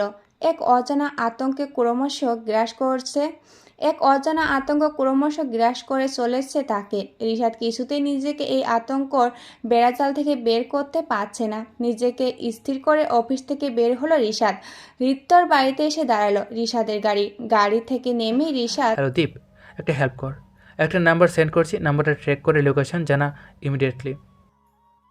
আরে ভাই রিল্যাক্স, কি হয়েছে বলবি তো? এতদিন পর ফোন করলি তাও এত টেনশনে? ভাই আমি সব বলবো তোকে, বাট এখন আমি যা বলছি তাই কর। আচ্ছা তুই নাম্বার সেন্ড কর। রিশাদ দীপকে রিত্তর নাম্বার সেন্ড করলো। কিছুক্ষণের মধ্যেই দীপ রিত্তর লোকেশন ট্র্যাক করে রিশাদকে জানিয়ে দিল। অপারেশন থিয়েটারে লাল বাতির আধারে চলছে এক অনাগত জীবনের নষ্ট প্রচার। অজ্ঞান রিত্তর গর্ভের সন্তান নষ্টের প্রচেষ্টা চলছে। বাইরে রাহাত আহমেদ চিন্তিত হয়ে দাঁড়িয়ে আছেন। রিত্ত তার কাছে এখন একটা পণ্য মাত্র, আর তার অনাগত সন্তান পণ্য লগা দাগ। লোভ কতটা বেড়ে গেলে নিজের সন্তানকে বাজারে পণ্য নেয় ভাবা যায় তা বোঝা দরকার। এতটা লোভ, এর পরিণতি কি আদৌ ভালো? নিশ্চয় না। কারণ সকল কুকর্মের একটা পরিণতি থাকে। এই পরিণতি প্রতিশোধ নয়, এটা হলো নিয়তির প্রতিদান। তুমি যা করবে তা তুমি ফিরে পাবে। হতে পারে সুখটা ক্ষণিকের জন্য, তবে দুঃখটা আজন্মই রয়ে যাবে। বিন্দুমাত্র পিতৃত্ববোধ কাজ করছে না রাহাত আহমেদের মধ্যে। চিন্তায় ক্রমশ মুখ শুকিয়ে আসছে তার। হঠাৎ ফোনটা বেজে উঠতে চমকে উঠলেন তিনি। এই বুঝে রিশাদ এলো। ফোন হাতে নিয়ে আশ্বস্ত হলেন রাহাত আহমেদ। না, এটা তো সেই ডক্টর পাত্রের ফোন। কি জানি নাম মনে করার চেষ্টা করলেন তিনি। মস্তিষ্কে অসম্ভব জোর দিয়ে তিনি মনে করলেন সম্ভবত ছেলেটার নাম আদিল। গলা পরিষ্কার করে নিয়ে ফোনটা তুলে নিলেন তিনি। হ্যাঁ বাবা আদিল, বলো। না মানে আঙ্কেল, আপনি কোন মেয়ের ছবি দেখিয়েছেন আমাকে? কেন বাবা? আমার নিজের মেয়ে। ওর কি চরিত্রে কোনো দোষ? এসব কি বলছো তুমি? আমার মেয়ে একেবারে পবিত্র, আর তুমি কিনা তার চরিত্রে দোষ নিয়ে কথা বলছো। আমি চোখ বন্ধ করে কিছু বলছি না, আমার কাছে প্রমাণ আছে। আমার ক্লিনিকের ওয়ার্ড বয়রা একটা অ্যাবর্শন কেস এনেছে আমার কাছে। মেয়েটা অজ্ঞান। এ আপনারই মেয়ে? তুমি সেই ডক্টর যে অপারেশন করাচ্ছ? আপনি কোথায়? ওটির বাইরে থামুন, আমি আসছি। ফোন রেখে মাস্ক আর গ্লাভস খুললো। ওটির বাইরে আসতেই মুখোমুখি হয় আদিল আর রাহাত আহমেদ। নোংরা চরিত্র আপনার মেয়ের। কার না কার সাথে কি করে এখন বিয়ে আগে অপারেশন করাচ্ছে? বাবা বিশ্বাস করো, একটা ছেলে ওকে ভুলিয়ে ভালিয়ে ওর ক্ষতি করেছে। আমার মেয়ের কোনো দোষ নেই। আপনি কি ফাজলামি করছেন আমার সাথে? আপনার মেয়ে কি বাচ্চা যে কিছুই বোঝে না? একটা ছেলে ওকে ভুলিয়ে সব করে গেল, অথচ সে বুঝলই না। সে কি ফিরে খায় নাকি? বেশি বলছো তুমি আদিল। বেশি কিন্তু যুক্তিযুক্ত। বুঝলাম আমার মেয়ে ভালো নয়, কিন্তু তুমি, তোমার এই ক্লিনিক আর অপারেশনের ব্যবসা যে অবৈধ, সেটা কি? তোমার এত সাধু সেজে কাজ নেই। আমার কাজ নিয়ে কথা বলা রাইট আপনার নেই। সোজা হিসাব, রিত্তর অ্যাবর্শন যেহেতু হয়ে গেছে, তুমি ওকে বিয়ে করে নাও, নয়তো কি? তোমার এই অবৈধ কাজের কমপ্লেন পুলিশের কাছে যাবে। ব্ল্যাকমেল করছেন আমাকে? যা ভাবার ভেবে নাও। রিত্তকে বিয়ে তোমার করতেই হবে। কতটা লোভ আপনার? লোভ না, প্রতিশোধ। সেসব আপনি বুঝবেন না। আপনার কাজ এখনই রিত্তকে বিয়ে করা। ঋতু শুধু রিশাদের। পিছন থেকে আসার শব্দটা শুনে পেছনে তাকালো রাহাত আহমেদ। পিছনে তাকাতেই রিশাদকে দেখে হাতে থাকা ফোনটা পড়ে গেল রাহাত আহমেদের। রিশাদের চোখ দিয়ে ঝরছে আগুন। স্পষ্ট বলে দিচ্ছে রাহাত আহমেদের বলা প্রতিটা কথাই শুনেছে সে। হাত শক্ত হয়ে আছে রিশাদের। রাগে কপালের রগ ফুলে উঠেছে। চারিদিকে ক্রমাগত ঝড় হওয়ার সৃষ্টি হচ্ছে। অদ্ভুত ভয়ানক এক ঝড়ের পূর্বাভাস পাওয়া যাচ্ছে প্রকৃতিতেও, রিশাদের মাঝেও।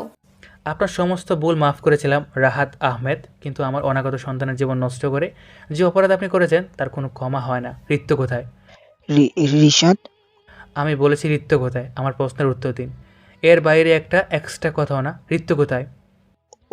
ওটিতে। রাহাত আহমেদের কথা শেষ হতে না হতে রিশাদ ওটির দিকে পা বাড়ালো। ওটিতে ঋত্যকে আলতোভাবে ডাকলো রিশাদ। ঘুমের ওষুধের ডোজ তখন প্রায় নিঃশেষ। ধীরে ধীরে চোখ খুলে সামনে তাকাতে রিশাদকে দেখে রিশাদের বুকে ঝাঁপিয়ে পড়ল রিত্ত। রিশাদ, আমি এখানে কেন? কি হয়েছে আমার? কিচ্ছু হয়নি তোমার, তুমি একদম ঠিক আছো। এসো আমার সাথে। কোথায়? এসো তো। রিত্ত স্টেজার থেকে উঠতে গেলে পা পিছিয়ে যায়। রিশাদ রিত্তকে কোলে তুলে নিল। আলতো হাতে রিশাদের গলা জড়িয়ে ধরল রিত্ত। রিত্তকে কোলে নিয়ে বাইরে এসে দাঁড়ালো রিশাদ। রাগে চেপে গম্ভীর কণ্ঠে বলল, মিস্টার রাহাত আহমেদ, বলেও ভাববেন না আমার সন্তান হত্যার জন্য আপনি মাফ পাবেন। আইন অনুযায়ী আপনাকে সর্বোচ্চ শাস্তি দেওয়ার ব্যবস্থা করব আমি। রিশাদ, মাফ করে দাও আমাকে। না বাবা, তুমি একটাবার আমার কথাও ভাবলে না? আমার গর্ভে কথাটা বলতে বলতে চোখ বেয়ে অশ্রু করতে লাগলো রিত্তর। রাহাত আহমেদের বুক চিনচিন ব্যথা করছে। অনুশোচনার অগ্নিতে পুড়ছেন তিনি। কয়েকক্ষণের মাঝেও পুলিশ এলো এখানে। উপস্থিত হলো। রাহাত আহমেদের চোখের দিকে তাকালো না। রিত্ত যতই অনুশোচনায় থাকে, এই চোখ দুটো তার সন্তানের খুনির পুলিশ রাহাত আহমেদ এবং আদিলকে ধরিয়ে নিয়ে যাবে। ঠিক এমন সময় আদিল বলে উঠল, আমি রিতোর বাচ্চা নষ্ট করিনি, ওর বাচ্চা সুস্থ আছে। কথাটা শোনা মাত্র রিশাদ রিত্তর চোখ চলচল করে উঠল। রিশাদ আর কিছু বলল না, কেস উইথড্র করে নিল, কিন্তু রাহাত আহমেদের দিকে তাকালো না অবধি। রিত ও রিশাদের সাথেই এলো। বাবা নামক মানুষটা থেকে বিশ্বাস উঠে গেছে তার। আজ রিত্তর কোল আলো করে এসেছে তাদের অংশ। রিত্ত রিশাদের প্রথম সন্তান রিত। ছেলেটা পুরো রিশাদের মতোই হয়েছে। সন্তানকে আদর করতে করতে রিত্তর চোখ পড়ল দরজার পাশে দাঁড়িয়ে থাকা বাবার দিকে। অনুশোচনার অনুতপ্ত দৃষ্টিতে সামনে এসে দাঁড়াতে রিত্তর বাবা কাঁধে মাথা রাখল। রিত্ত মুচকি হেসে উপলব্ধি করল দৃশ্যটা। সে তো জানে বাবাকে সন্তান থেকে আলাদা করার কষ্টটা। অবশেষে পূর্ণতা পেল একজোড়া জীবনের ভালোবাসা। হৃদের ছোট্ট ছোট্ট ভাইয়ে পথ চলার মাঝে জুড়ে থাকবে রিত্ত রিশাদের ভালোবাসা। সমাপ্ত। ভুলগুলোটি ক্ষমার সুন্দর দৃষ্টিতে দেখবেন। গল্পটা কেমন হয়েছে অবশ্যই কমেন্ট করে জানাবেন। আর আপনাদের কীরকম গল্প পছন্দ ওইটা কমেন্ট করে জানাবেন। ধন্যবাদ সবাইকে। দেখা হচ্ছে নেক্সট কোনো নতুন গল্পতে।